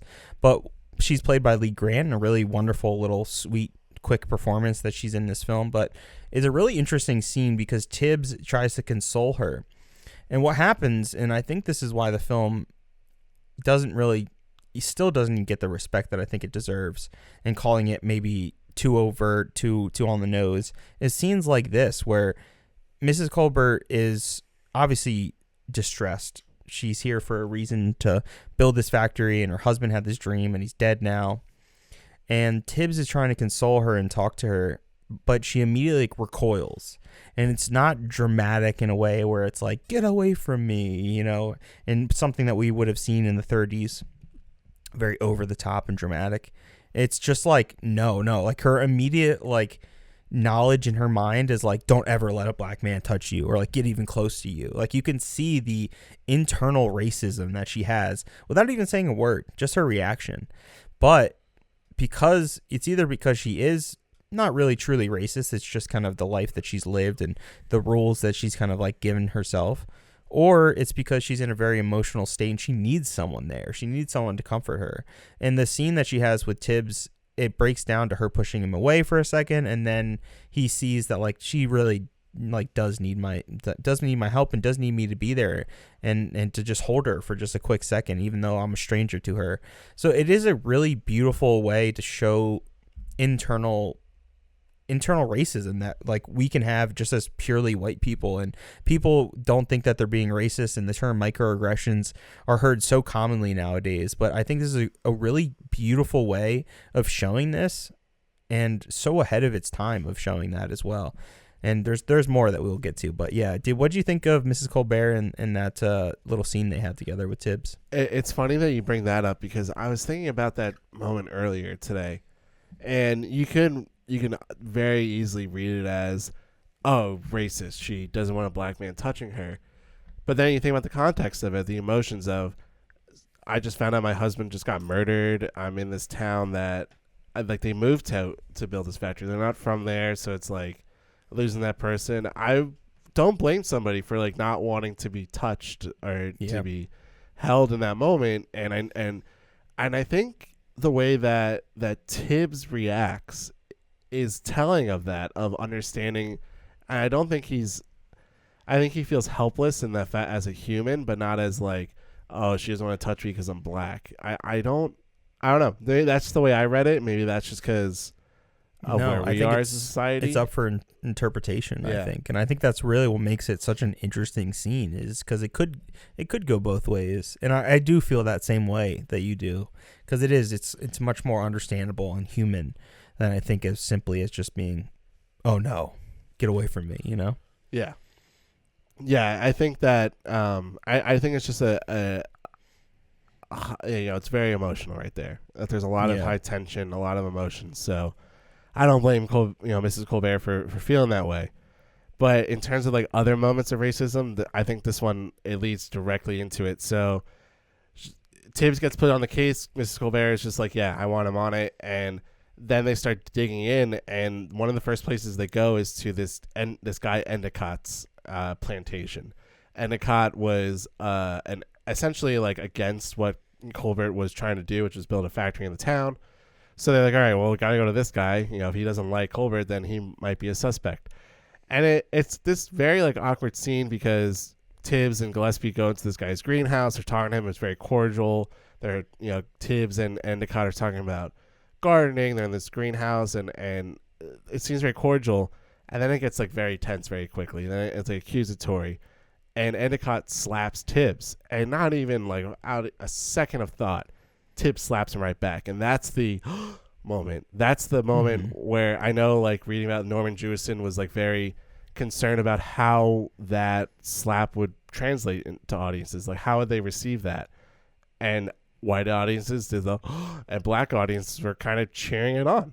It's this very like huge moment where you see a black man slapping a white man on a plantation. It's very obvious like why he's doing it. He's slapping racism. He's not going to take this bullshit. And it's great. It's a very great moment. It's very quick. There's not much other reaction to it besides Endicott going to Gillespie like, do you see what he just did? And Gillespie's like, yeah, I saw that, and kind of just like, he's a cop, you fucked with him, and it happens, you get slapped. So it's a great moment. It's very iconic. It's very in your face. So yeah, I what do you think of that scene of the slap? Because it comes out of nowhere. I mean, like I knew it obviously going into the movie of watching it before, but you had never seen this movie, so I can't imagine when that happened. You were like, wait, what? Oh my God, dude. Well, it happens so fast, right? It's like such a fast slap, both of them. And Tibbs is even faster, honestly. The backhanded quick slap is crazy.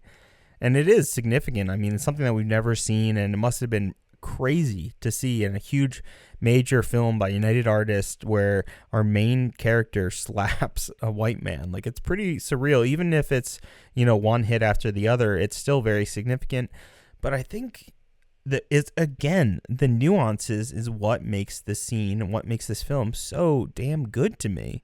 And it's not even just, wow, like that's something we've never seen. Like, that's dramatic. That's great to see. And especially it must have been incredible to see as someone who was, black in the 60s and getting to go to the movie theaters, and probably how hard it was probably to even go to the theaters. And probably most of the people that even saw this that were black were probably in the South, which is just crazy to think about, because that's the whole movie's about the South is racist. And obviously that's a very simple, very simplistic way to describe this movie.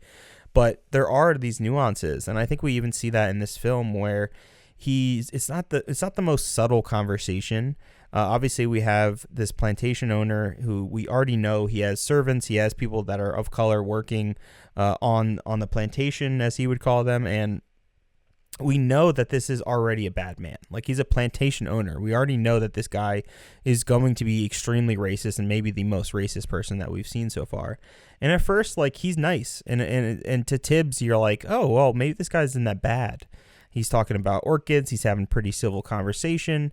And then his conversation kind of turns, and it's like, oh, like, you like this one particular orchid, don't you, Tibbs? Well, I know why you like that orchid. It's because, he basically implies that this specific breed of orchid is very much in relation to someone who's black, someone who needs a lot of time and care and needs to be fed. And it's just so ridiculously racist while trying to be subtle and saying it. And obviously that's kind of what immediately puts Tibbs on the defense of I fucking don't like this guy. Yeah. I should not trust this guy immediately. And then we get to the slap, because he understands, the plantation owner understands that they're basically interrogating him in a very respectful manner, implying that he has some implication with this murder. And then that's why it escalates to that height. But what I really, really love about this scene is that quickly after Tibbs leaves, or not even just after he leaves, but the conversation that they have, right? You described the way he turns to Gillespie and he's just, what are you going to do about it? Yeah. And that's just an amazing moment, because he's white man to white man. That this guy shouldn't be here anyway. What are you actually going to do about it? And that's such a great turn for his character. It shows even more how evil he is. It also shows our break in our Chief's character, who's already beginning to be I kind of like this guy. That was a ballsy move to do. But what I really love about this moment is the words, the almost no words given. Tibbs leaves, the chief leaves, and who is left there with this plantation owner? The black servant who is there to give the guests their drinks, tea maybe, or something like that. And what does he do? He looks to this Endicott, the plantation owner, and just shakes his head. I heard what you just said. I heard the way you described us as being lower than and needing help, and just hitting him and feeling you need that and you can get away with that and even get him in trouble for hitting you back. There's that subtle moment of those two men just looking at each other. We don't even know this servant's name. He's just a random guy who just happened to be in the background.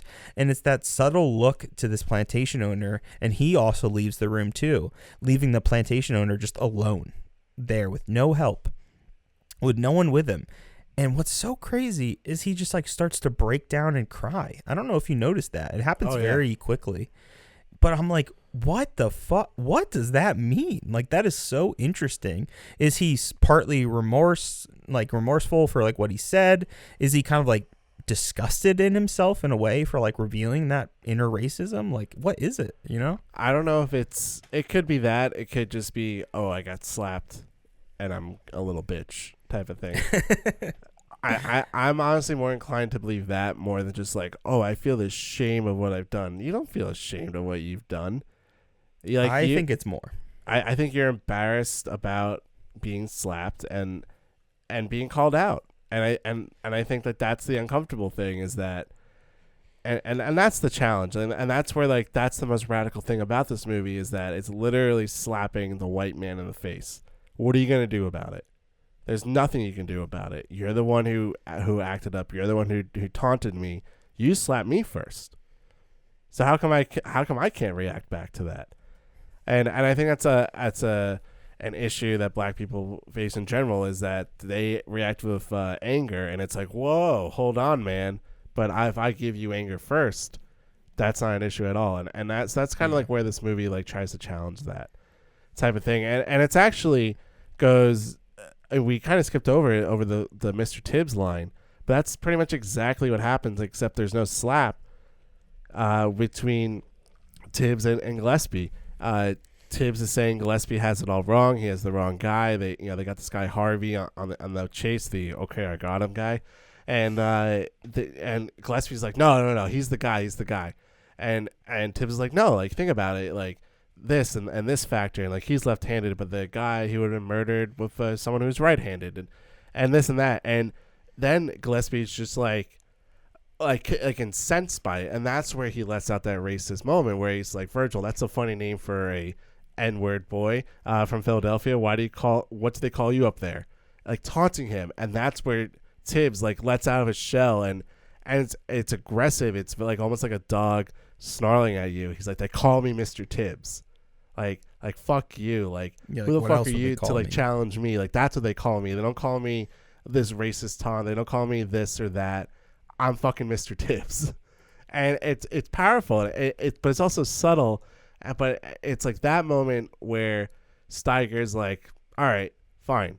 Like I kind of got bit by like my bark, but I'll take it. Whereas Endicott's just, he starts crying. He's too emotional, can't handle it. And I think that's the challenge is like Jewison, the filmmakers, Poitier, Steiger trying to say to the audience of like, what the fuck are you going to do now? Like this is reality. What's your reaction to that? Are you going to... Yeah, it's great. It's so powerful. It really is so powerful. And it is such a balance of being so subtle, yet just powerful in a way that you can recognize it. You know exactly what he's referring to. And you know exactly the pain and the amount of times that people call him just boy in this movie. The just racist undertone of Mr. Tibbs is just called boy constantly throughout this movie. Even for people he's never met before, they just immediately see him and refer to him as boy, which is such a subtle, like racist backhanded slap. The movie just does such a incredible job balancing that nuance of being, you know, overt enough to show that this film is about racism and race relationships, but also the nuance in it and the nuance between these small interactions that these characters have. And it's not just a slap, you know, there's a lot more to these scenes. And I want to talk about something that is not as nuanced, that is kind of a little more in your face, and that's the chase scene. I know we talked about the initial chase scene with the criminal, but when I refer to the chase scene, I think of Mr. Tibbs, who's leaving that plantation, and what we can expect, or what we can assume, I should say, is that the plantation owner sent a bunch of goons after him. I think that's kind of implied. I don't know if they directly say that or not, but what then happens is a crazy chase scene, which is pretty involved for what we've seen so far in terms of cars crashing into cars, some pretty mayhem happening, and then we get to the battle between Tibbs and these four men who are all brandishing metal weapons, extremely what it looks like they're just about to murder him. And I think Gillespie makes that very clear that, you know, you were about to die. Like, I tried to get you out of here. I tried to tell you at this point to go home, but I just thought it was not only just a very great chase scene that really kind of brought you in, but it also highlights just how dangerous this place is and how literally at every moment, in any moment, someone could just come up and immediately try to kill him. And that's just expected. And for a lot of people, that's just like normal. I think there's a couple times in this movie where people are like, how are you not dead yet? Like, they just like flat out like are surprised that he's even alive.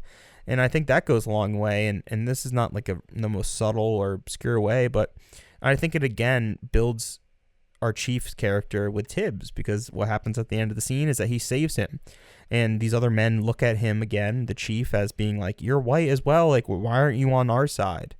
And this isn't a side thing anymore. I think we're starting to see now the chief is like no, there's no more picking sides. It's the right or wrong, basically. And I think that's the start of this true transformation that we see the chief kind of go through.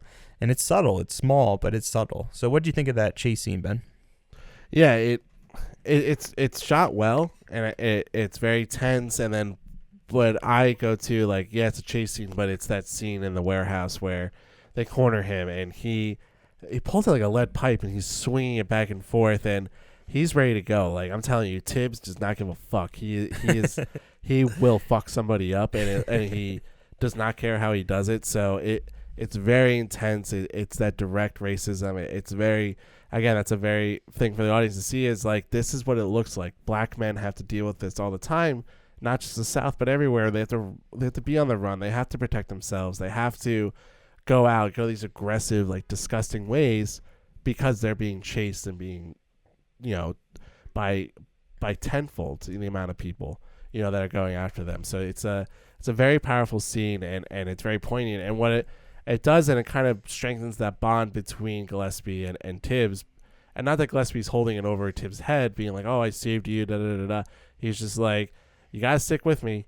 Like, we kind of have to work on this together right now. We kind of have to be in lockstep. And from that moment forward, the rest of the movie, they're pretty much in lockstep.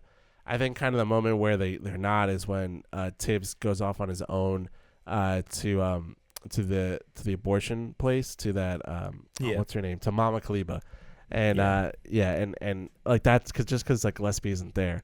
So then this movie, like, this mystery keeps going, and I kind of want to talk about, like, this tension. This movie, it's an hour 50 minutes. It's very tense throughout, and I think ultimately the payoff at the end isn't, like, it does not equal the tension that's built out through the movie.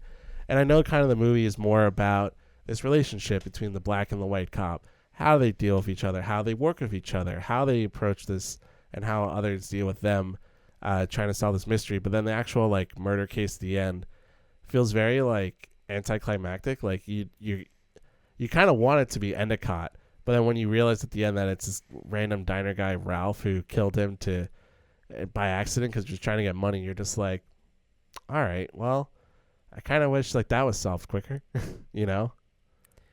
Yeah, they tie it really well into his own struggle and his own danger that he's in, with the group of men kind of coming back, and they're basically there again, ready to kill Tibbs.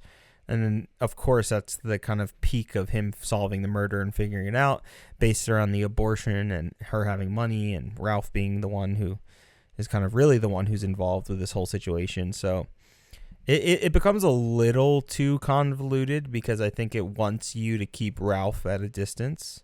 It doesn't want to, like, let Ralph too much in to spoil, like, that he's the real surprise, murderer, but it's almost too at a distance, because they don't give you, like, who's the other obvious person? Like, they try to, like, Endicott, it's like, oh, well, is it, but they don't give you enough. They don't dive enough deep into that. And I think that's kind of like some of even the flaws with them as just, like, cops, because they're just, like, chasing so many different ideas, and they're being chased themselves. It's like, well, they can't really establish it. Then all of a sudden, he just wraps it up and figures it out really quickly. And that's where some of the, like, I wish some of that reality was put back into it. But I also get, like, why it wouldn't be, because it's not necessarily about the mystery. It's about the bond and the relationship and trying to solve it just in general. Yeah. No, you're exactly right. I think if I were to, like, take anything off of this film, it would be some of the messiness of the end. I do love the line that Tibbs gives before he goes to the house where the abortions take place usually, and how he talks to the chief, and he's just like, I'm going to a place where you're not welcome. It's like the first time where he's finally, like, he can, like, talk back to the chief in a way where the chief has talked to him in that same manner the entire film. So yeah, it's a great, like, role reversal. But is that, like, good writing? Because even, like, Tibbs to Mama Kaliba, he goes, now listen, hear me good, Mama, please. Don't make me have to send you to jail. There's white time in jail, and there's color time in jail. The worst kind of time you can do is color time. It feels very much like a 70s, like, cop show. It's just like, you want to do white time, you want to do the black time. It feels... Yeah, but it's like, the movie does become a TV series, so it's like, oh, it makes sense. You could see it. But it is interesting with it being one of the few other black characters in the film and that he's having that kind of, and obviously he's that heightened because it's about this murder. It's if she reveals who's coming in, then it directly kind of confirms who's the murderer.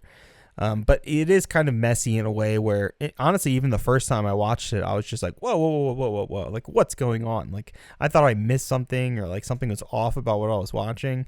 But it wasn't until the second viewing where I'm like, oh no, as soon as Sam Wood kind of gets accused of being the murderer, the whole film, in terms of its grounded realism, gets a little kind of messy, because it then focuses back on the chief and Tibbs. So I do agree with you on that for sure. Yeah, and it's not even like a big deal, but it's just kind of like what I'm looking for just to critique the movie on is like, and when you kind of, and maybe that's how we should wrap up the podcast, or at least talking about it, is plot versus story. The plot, and you said it best, so maybe I should let you explain it, but the plot and story of this movie are, one's very simple and one's very like, there's a lot of nuance, there's a lot of detail involved in it. So I'll let you break it down because you said it way better than I did before.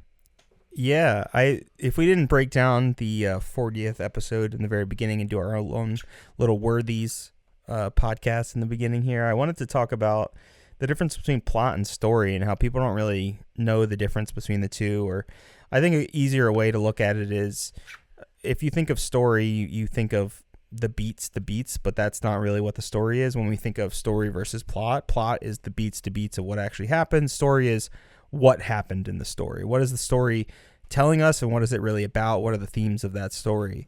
And I think this is such a perfect example of that, because you look at the film and you're like, it's a cop mystery movie. It's a whodunit, who's the murderer, but that's not really what the movie focuses on. It very much is about the story, and it wants to focus on our characters, how our characters interact and grow, and really what it's like to be a black man who may even still be considered high class, very prestigious, and well educated, but still in a part of the United States be treated as such lower class and completely disrespected in every manner.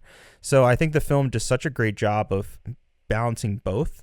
I think we talked a little bit about how maybe it gets a little muddied at the end, but the film does such a great job of balancing what the story is trying to tell us and educate us as the viewer, but also bringing us on a ride and telling us, these plot points that lead to our murderer. And we figure out from the very jump who murdered this man.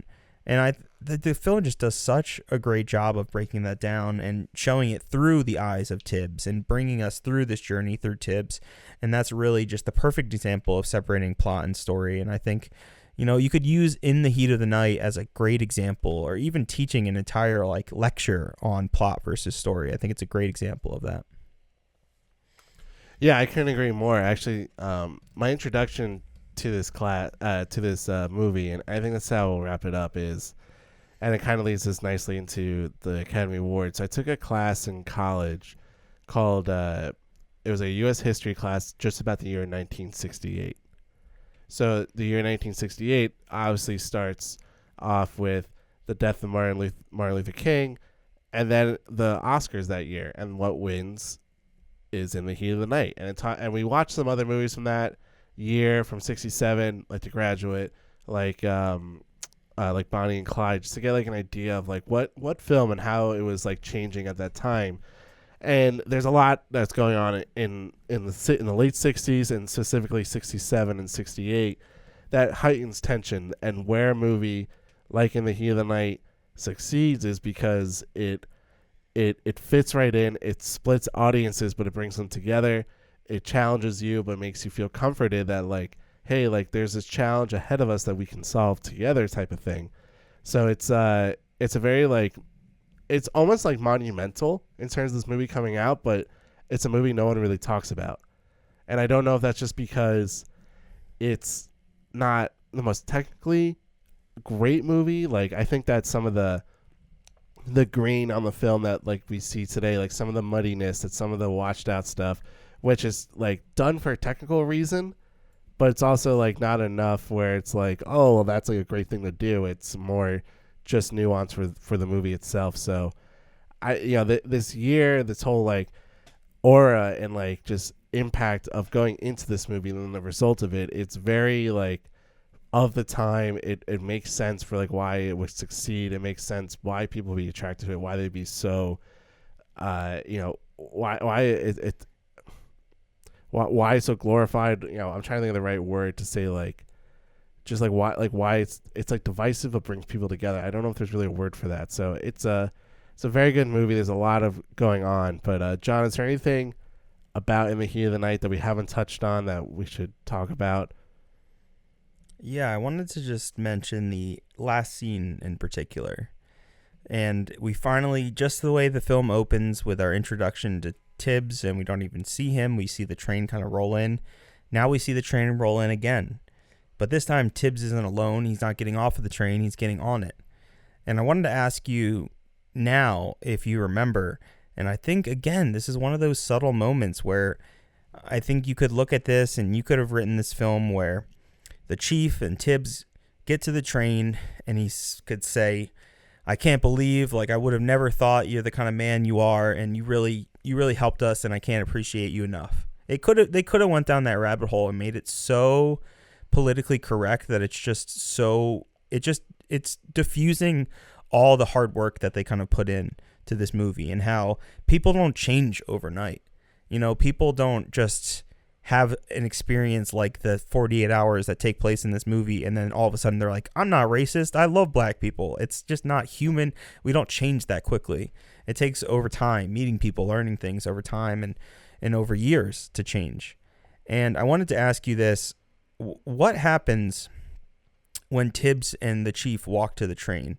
Can you tell me if there's something in particular? I want to say something more, but I don't want to spoil what is happening. But the chief I'll say it. The chief is carrying something. Do you know what the chief is carrying something? Yeah, he's holding his suitcase. He's holding Tibbs' suitcase. Yeah. And there's no point to it. There's no like, oh, I know this was heavy. Like, I'll hold it for you. They don't have to even mention it. They just show you that he has earned so much respect for this man, that he knows all the work that he put in, that all the effort that he had to do this, even though he was constantly being told to get out of town, to get out of here, that even the chief told him to get out of town at one point, multiple times, that he has earned the respect to be like, you know what, you deserve to not even have a weight in your hand. I should hold this for you because I appreciate you so much for the work that you did that I will literally carry your suitcase to the train for you. And just such a beautiful way to end the movie of Poitier's just look at the chief, where he just tells him, like, so long, basically, farewell. And he just looks at him and he knows that this man's life has been changed. Like, he knows that there's a spark inside this man, that he is now different in a way, in just a small little way. And I just think that is one of the most beautiful, powerful things that I think we've seen in any of our film endings. It's so beautiful. Yeah, it's a moment where it teeters that line of, oh, is this too, like, happy-go-lucky type of look, where a movie like Green Book or a movie like Driving Miss Daisy would be looked at as just like, oh, they're trying too hard. Like, this is almost racist in of itself. Whereas this is like, no, I respect you as a human type of thing. Like, there's no controversy with this. There's no controversy with this friendship because it seems genuine, because it seems like it's coming from a place of more professionalism than actual, like, human nature. And the human nature part comes out of them working together and them having that professional relationship. So yeah, it is a beautiful moment. And the way, like, he says to him, the last lines are, "You take care, you hear?" Yeah. The most, like, male thing. All right. See ya. Yeah. Yeah. But it's like the power in the silence. His look, and his smile. You know, he barely smiles in this movie. Tibbs, like, as a character, he's just so serious. And this is one of the few times that he smiles in the movie, and it's such a powerful moment. Like, he knows the journey that the chief has gone on. Like, that is the biggest journey for Tibbs as a character, is seeing a man who was so blatantly racist but didn't even probably realize, like, why or, like, what he's actually saying and how it affects someone. So, such a beautiful, beautiful movie, Ben. Yeah, it absolutely is. There's, I think, a lot to unpack. It's a very formative movie. I would encourage people to go see it, to experience it. First time I saw it was at our schools. We had a few, like, movie theater kind of size classrooms, so I actually got to see it in one of those, like, bigger halls where it was on a bigger screen. I had, seating in, like, an audience type of thing. So I'll say I got to see it on a big screen, and I'm really happy I did. So if you ever have that opportunity, I'm sure Fathom Events will do something in 2027 for the 60th anniversary of the movie. So, yeah, there's a lot to unpack. But speaking of stuff to unpack, let's jump into the 40th Academy Awards. The Wednesday night movie will not be seen tonight, so that we may bring you the following color telecast of the 40th Annual Awards of the Academy of Motion Picture Arts and Sciences.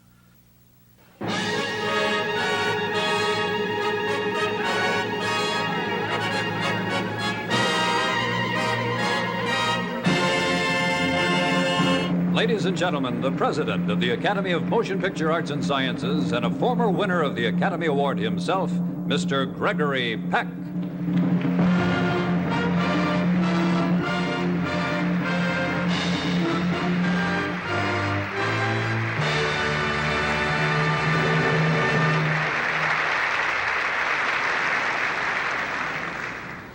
Good evening, ladies and gentlemen. Last Monday was the 40th anniversary of the Academy Awards. Tonight, we welcome you to our presentations. This has been a fateful week in the history of our nation.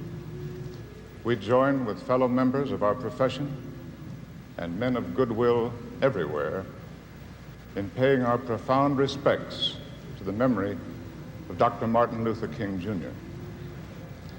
Society has always been reflected in its art.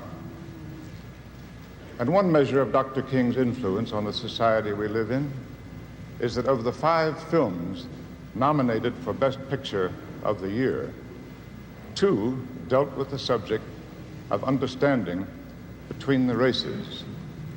It was his work and his dedication that brought about the increasing awareness of all men that we must unite in compassion in order to survive. The lasting memorial that we of the motion picture community can build to Dr. King is to continue making films which celebrate the dignity of man, whatever his race or color or creed. The 40th Academy Awards were held on April 10th, 1968 at the Santa Monica Civic Auditorium in Santa Monica, California, and the event was hosted once again by the lovely Bob Hope. Originally scheduled for April 8th, the awards were postponed 2 days later due to the assassination of civil rights leader Martin Luther King Jr., which of course plays hand in hand with not only some of our nominees, but also our winner in the heat of the night. And this year, due to waning popularity of black and white films, best cinematography, art direction, and costume design, previously divided into separate awards for color and monochrome films, were merged into single categories.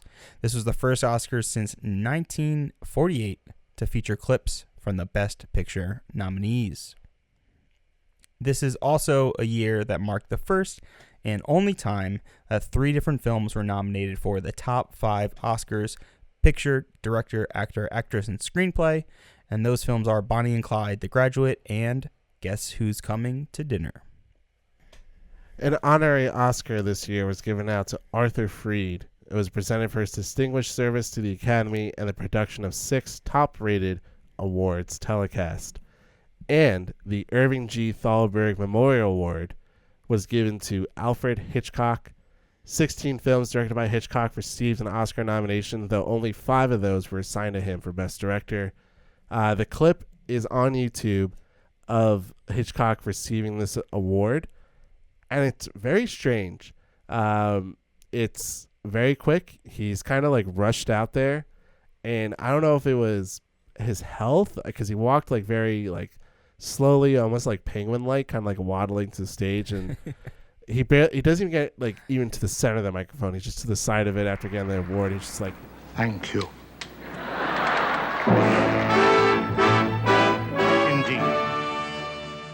so I don't know if he's like, if that was a statement against the Academy, if that was just old Alfred Hitchcock. Like I really don't know, but it was a very fascinating clip, and it's kind of unfortunate that this powerhouse of filmmaking, just truly great mind, it doesn't really get the true recognition that from the Oscars, but I guess maybe you don't need it when you are that prolific of a director.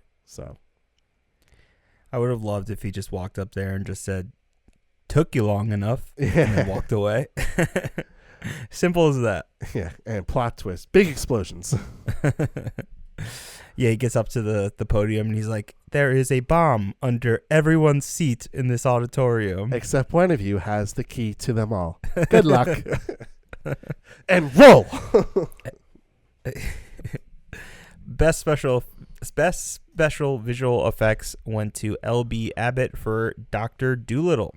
This is Abbott's first of 4 career Oscars, as he would go on to win for Tora Tora Tora in 1972, The Poseidon Adventure in 1973, and Logan's Run in 1977. Best film editing went to In the Heat of the Night to Hal Ashby. This is Ashby's only career win out of 3 total nominations, and as John and I said at the way beginning of this podcast, this was my pick for the worthies of best film editing. And John, you were kind of hitting yourself in the butt, being like, "Oh, I wish I picked that one for best editing." Yeah, that was such a good idea. Yeah, and it's a great choice for the past decade, which then means this film has amazing editing. And there's one moment that I didn't talk about in the film, and that's right when they get to the plantation.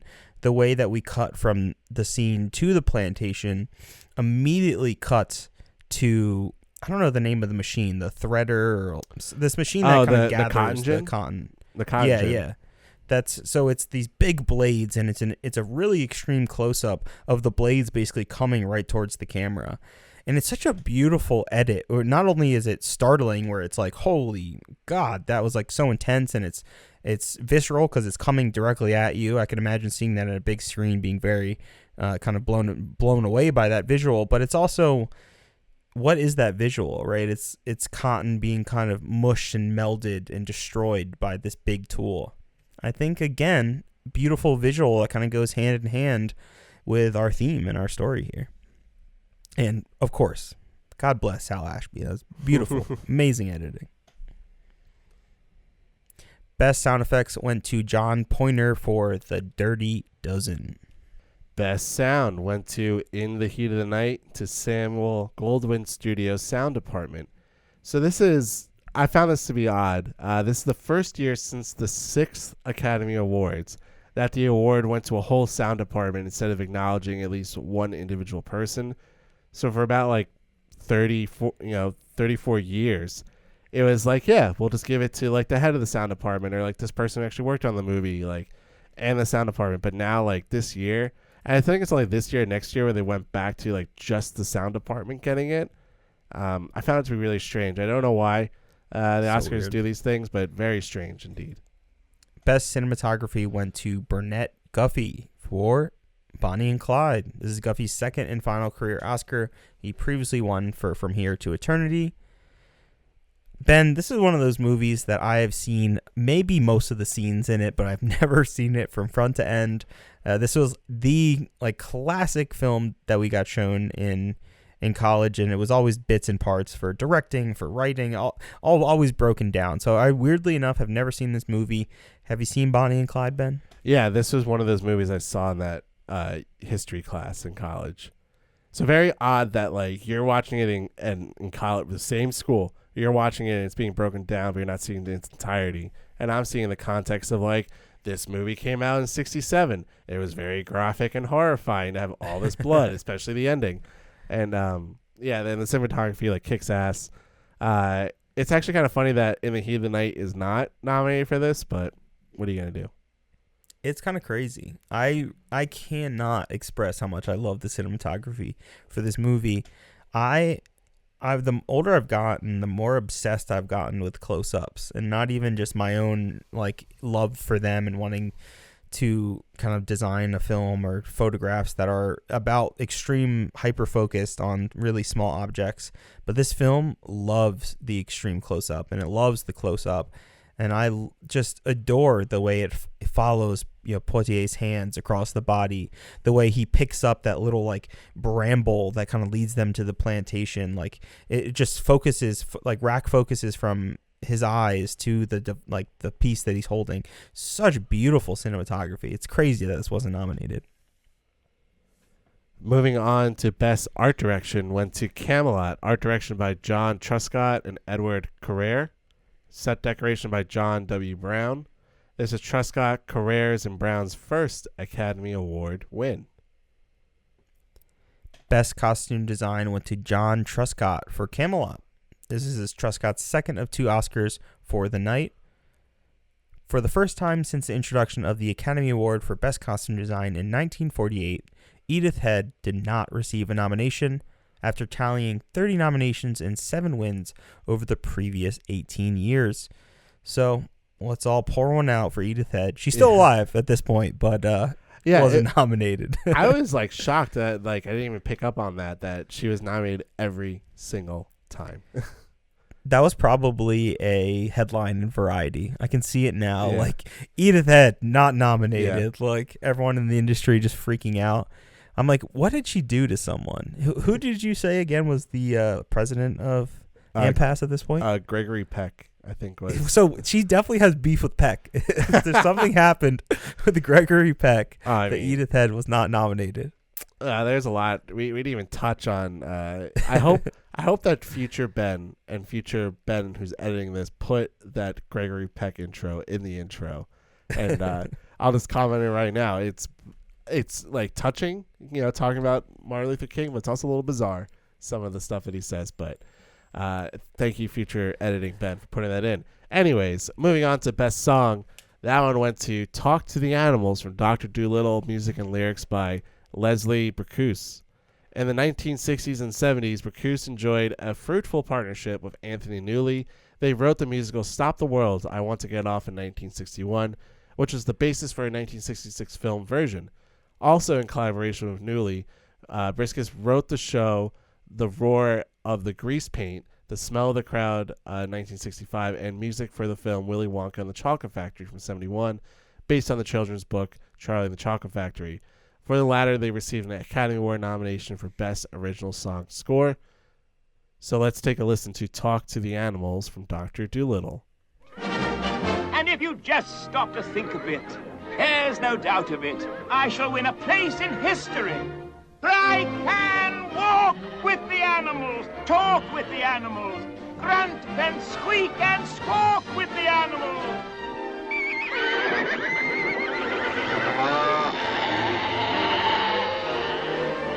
And they can squeak and squawk and speak and talk to me.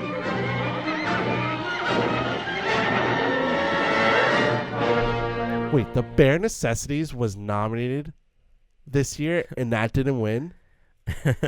Are you fucking kidding me? Casino Royale too. How crazy is that? That the James Bond spoof movie from the 60s. We're talking about best song nomination. The Bare Necessities. Well, first of all, I did not know that movie was that old. That kind of blows my mind. I thought that was a 90s film. That's kind of tripping me out. He just says, nah, bruh. Well, it was one of those films that I watched with The Little Mermaid, with The Lion King. So to me, that was like, oh, this is maybe an 80s movie, like late 80s. That's crazy. That's kind of freaking me out right now. Best Original Song Score or Adaptation Score went to Alfred Newman and Ken Darby for Camelot. This is Newman's 9th and final career Academy Award win. His 9 Oscars are the most in the Best Score category, as well as the 3rd most by any individual of all time, and he is behind Cedric Gibbons with 11 and Walt Disney with 26.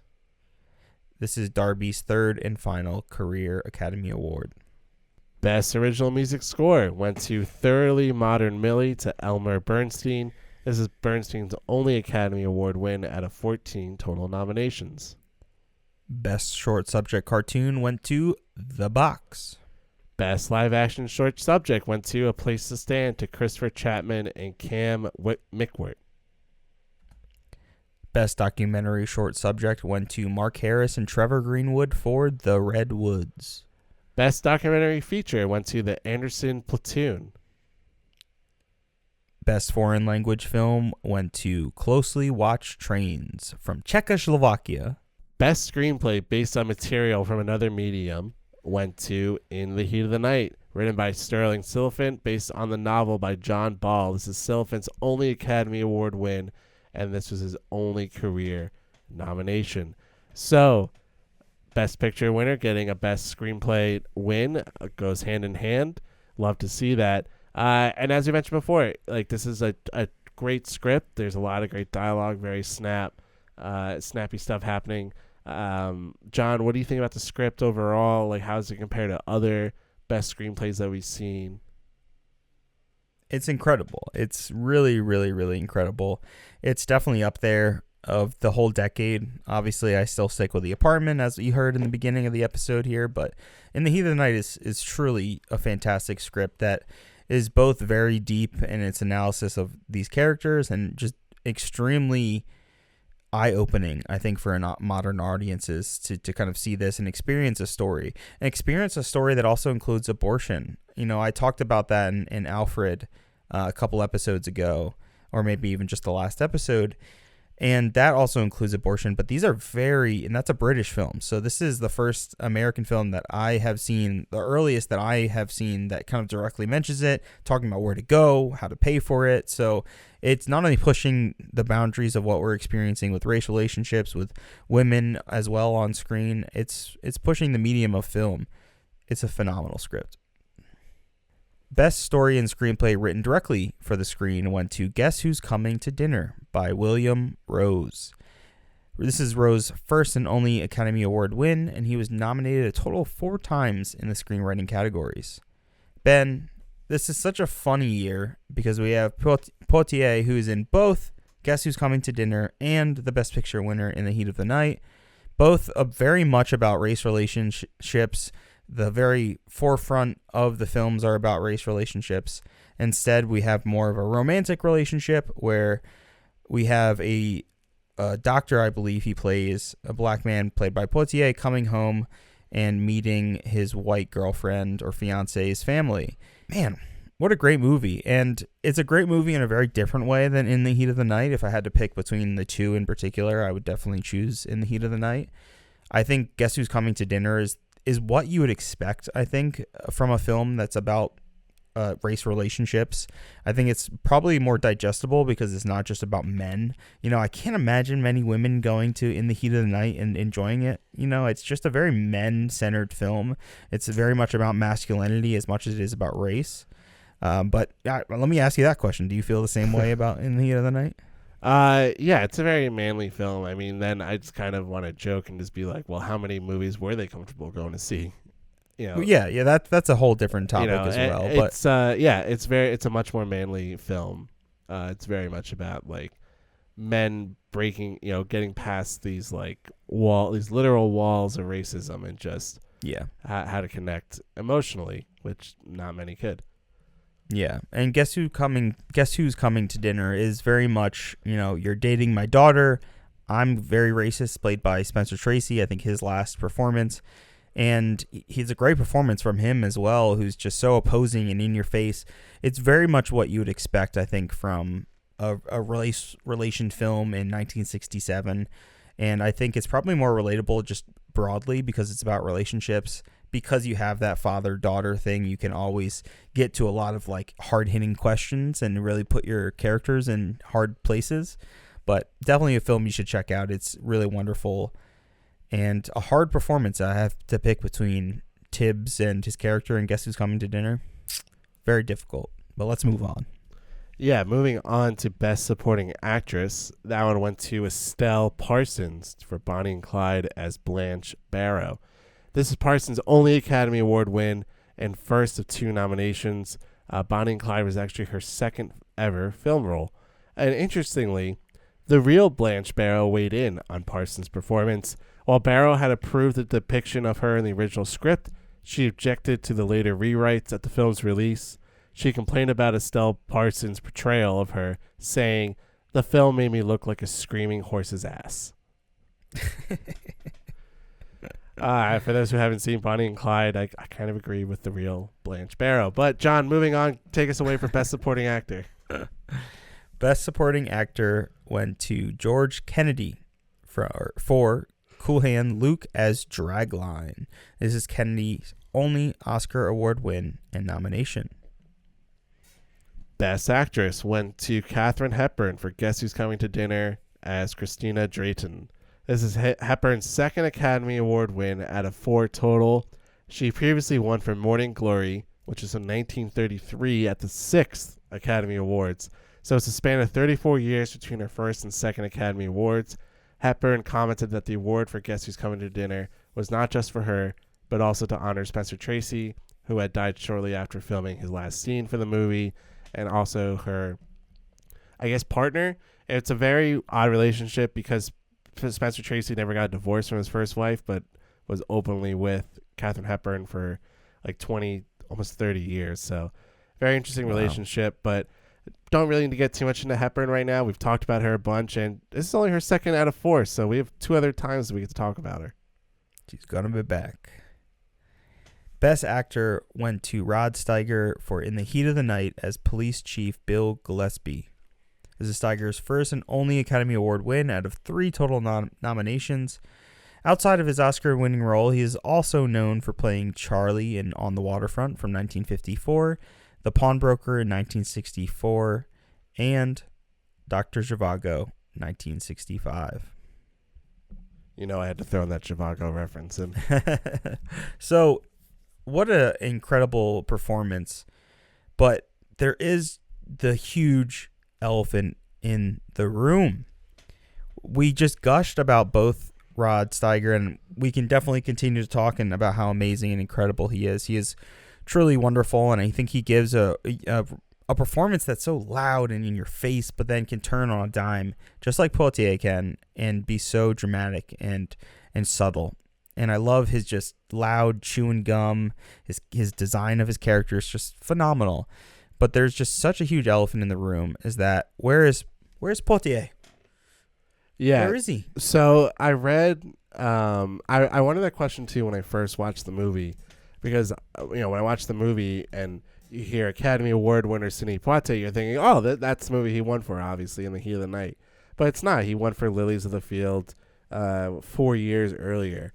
And some of the reasons why people think that he wasn't nominated was because he kind of split the vote. He had In the Heat of the Night, Guess Who's Coming to Dinner, and a movie To Serve with Love, which was very popular for audiences. And it's possible that Oscar voters were split on which one to nominate him for, which one to recognize him for. It's a very weird system, and sometimes it falls out that way, where if you're too good, you have too many movies out, where it actually may hurt you. So I think that's kind of like the most logical reason why he didn't get nominated. I mean, yeah, we can pontificate and be like, oh, it's racist, they didn't want him to win, blah, blah, blah, blah. I just think that the math of it just didn't work out for him versus these other people. I mean, this is a pretty stacked category. I mean, look at the names. Rod Steiger, they have also Warren Beatty for Bonnie and Clyde, you have Dustin Hoffman for The Graduate, Paul Newman for Cool Hand Luke, and then Spencer Tracy for Guess Who's Coming to Dinner. It's a pretty stacked category this year. And in all honesty, you may be looking at it and going, should Dustin Hoffman have won? Should Paul Newman have won? I don't know. There's a lot, I think, to take from that, but Rod Steiger gives a great performance. Absolutely great. I mean, and I loved him in On the Waterfront and in Dr. Zhivago. He's a great actor. I know upon looking up and researching him, some people thought his method acting was kind of bullshit, that he kind of went a little too far with stuff, and he was a little too gruff, a little too overbearing. He would fuck up his own lines because he wanted to be more in the moment about it, but he's a great actor. And if he needs to chew gum and speak in a Southern accent for a year to get into this movie, let him. Oh, you're not wrong, man. You're not wrong. Paul Newman is fantastic. Spencer Tracy, I already said, he's just so great as this like racist dad that has the softer side to him that you kind of have to break him down to get to. And Dustin Hoffman, I mean, what an incredible performance. I mean, The Graduate is one of my favorite movies of all time, so it's going to be very hard moving forward into Best Director and specifically Best Picture. Yeah, so let's jump into Best Director. So Best Director went to Mike Nichols for The Graduate. The Graduate became the 7th film to win Best Director and nothing else. And it was the last film until the 94th Academy Awards, which was just last year, when Jane Campion won Best Director for Power of the Dog. So Power of the Dog got like 12 nominations. I forget how many The Graduate got. We've got a high amount and only walked away with one award. Odd. It happens sometimes, but it's pretty odd. But Nichols is his only career win out of 5 total nominations between Best Picture and Director. In 2001, Nichols would become an EGOT winner for his work on the TV drama Wit. And in total, Nichols' films received 43 Oscar nominations and won 7 of them. So he got his due. He wins the award this year. I mean, he's looked at as one of, like, in the 60s, like, he kind of, like, turned cinema around. And I looked up, like, the youngest winners for Best Director, and he doesn't fall within the top 10, but he was, like, 37 at the time of winning this. Wow. So it's very young when you look at it. I mean, the youngest is Damien Chazelle at 32.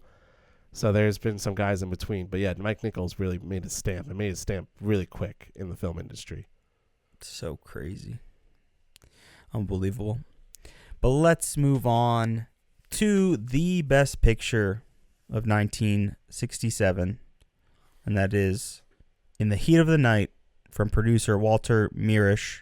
This is Mirisch's only Academy Award win, but he would later receive the Irving G. Thalberg Award in 1978 and the Jean Hersholt Humanitarian Award in 1983.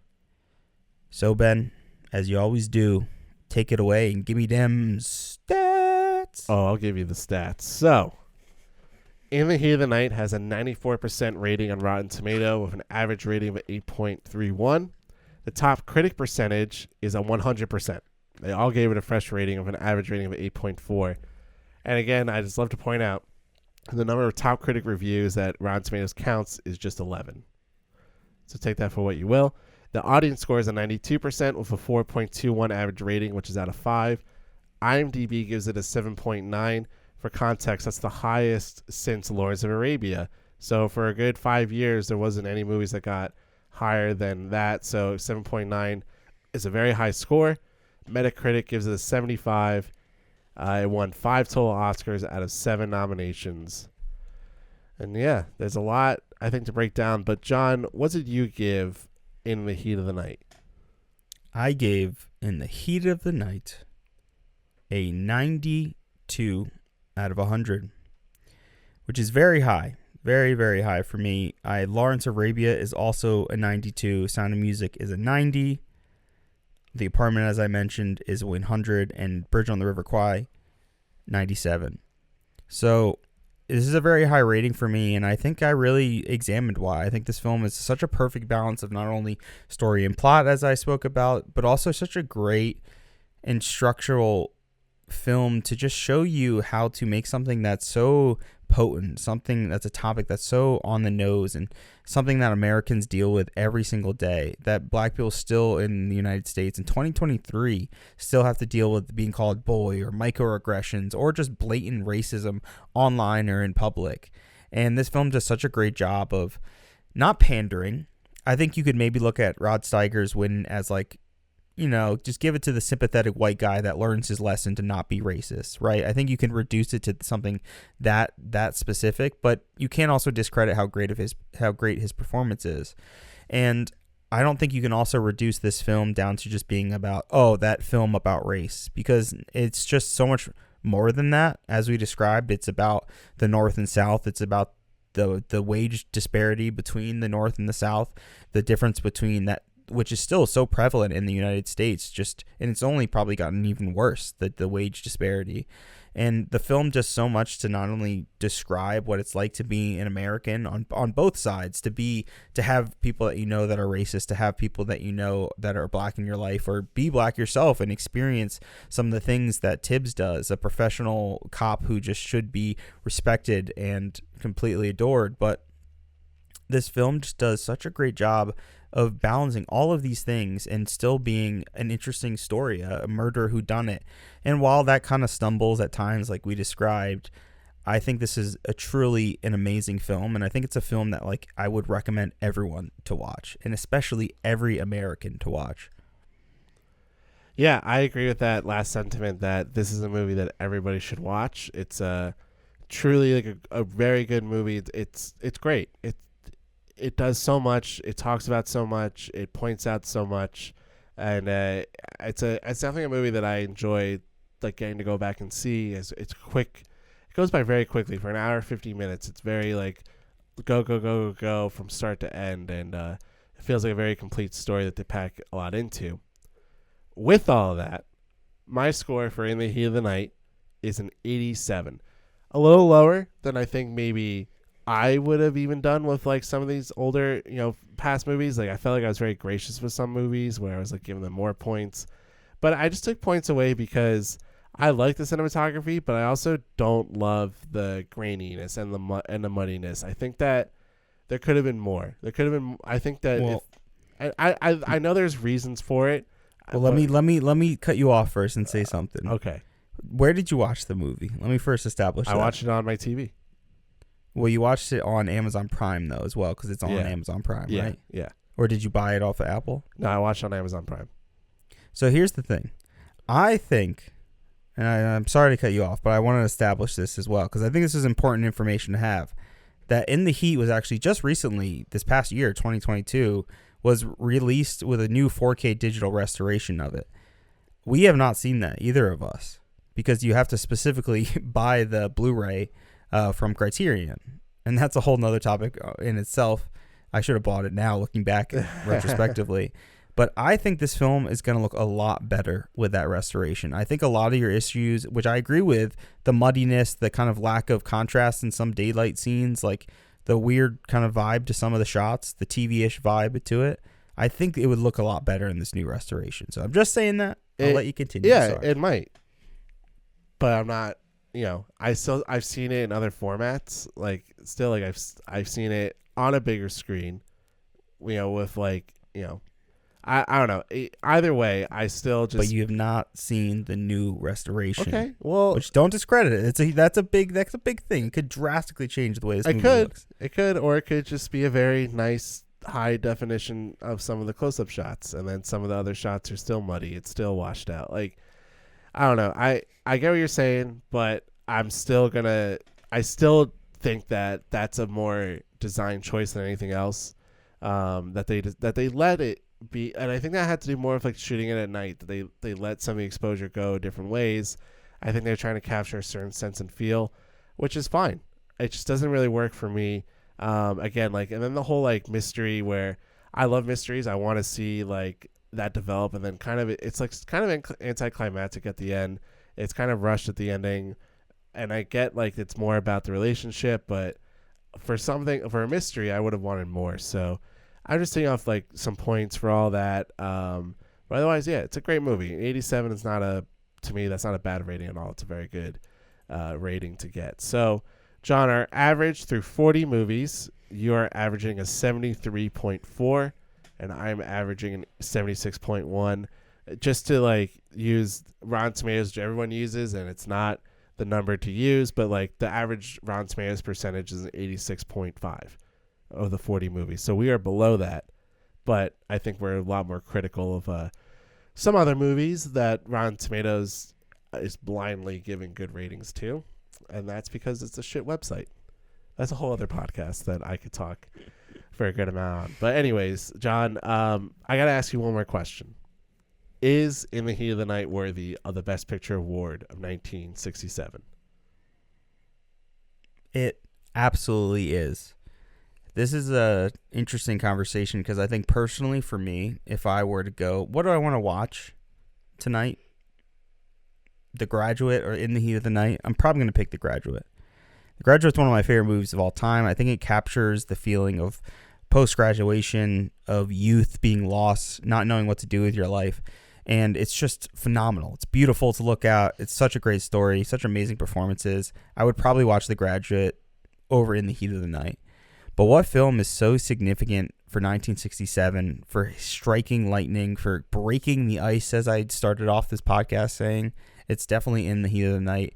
And it deserves, like I said, to be watched by everyone. It's something that I'm so happy that Criterion restored this. I think everyone should own this and be able to watch this. And I think it would drastically change not just your life, but I think it will just... It's a film that I think can still open your mind and change your opinion and see different things in people and allow you to take the time to just not judge someone right away. The classic saying, don't judge the book by its cover. I think that it's a beautiful film and a great example of an American film that really shows the dark side of America and does it in a way that's not just, just saying and making it so simple and boxing it up in a simple digestible package. This film questions you as a viewer, and I think it does a lot for cinema, and I think it does a lot for cinema in the United States in particular. But Ben, after that long rant, is In the Heat of the Night worthy? Yeah, I think it's pretty simple. It just is. It's worthy. It has great lines, great acting in it, great tension. We said before that every American should watch this movie. It feels like it should be more monumental. It feels like it should be more in your face of like great American films, In the Heat of the Night, but it's not. And I don't know if that's because people do jump towards, and I hate that even my mind jumped to it, but I think that shows that like where a lot of other people's could, it's like, oh, it's just another buddy cop kind of movie. It's just too basic of a movie about racism. It's like, it's one of the first. It's one of the most popular first ones to come out, so maybe you should listen to that. Maybe that's important to like use that as the jumping off point. Not saying it's watch this movie, you understand racism. No, but it's a spectrum of learning, and this is probably a very good place to start. To understand, to get a feeling, to understand black anger, black feelings, how they interact within the world and how they have to not react and just be, to not hurt themselves more. So there's a lot in there to unpack from just that standpoint. So it's a great movie, totally worthy of Best Picture award.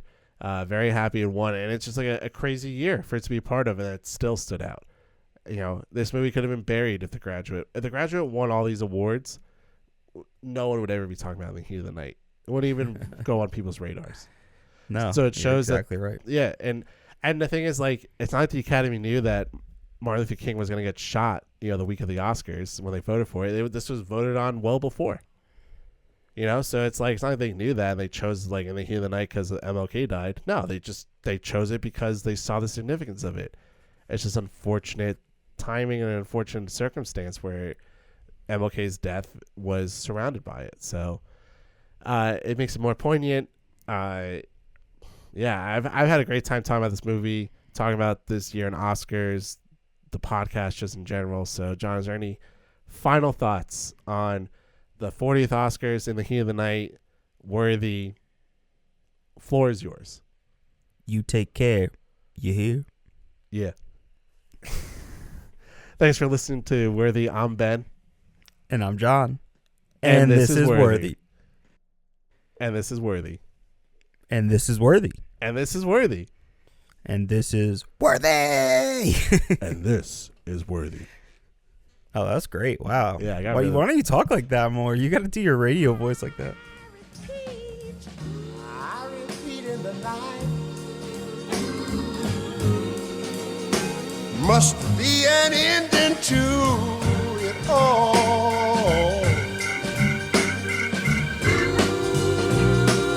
But hold on, it won't be long. Just you be strong, and it'll be all right. In the heat of the night.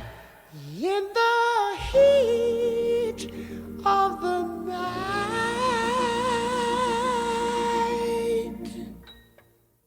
Thanks for listening to Worthy, the breakdown of every Best Picture winner from past to present. You can listen to us wherever you get your podcasts. Check us out on Instagram at Worthy Podcast, on Twitter at Worthy Pod, and on Facebook at Worthy Podcast. Any inquiries can be submitted to worthysubmissions@gmail.com. Again, that's worthysubmissions@gmail.com.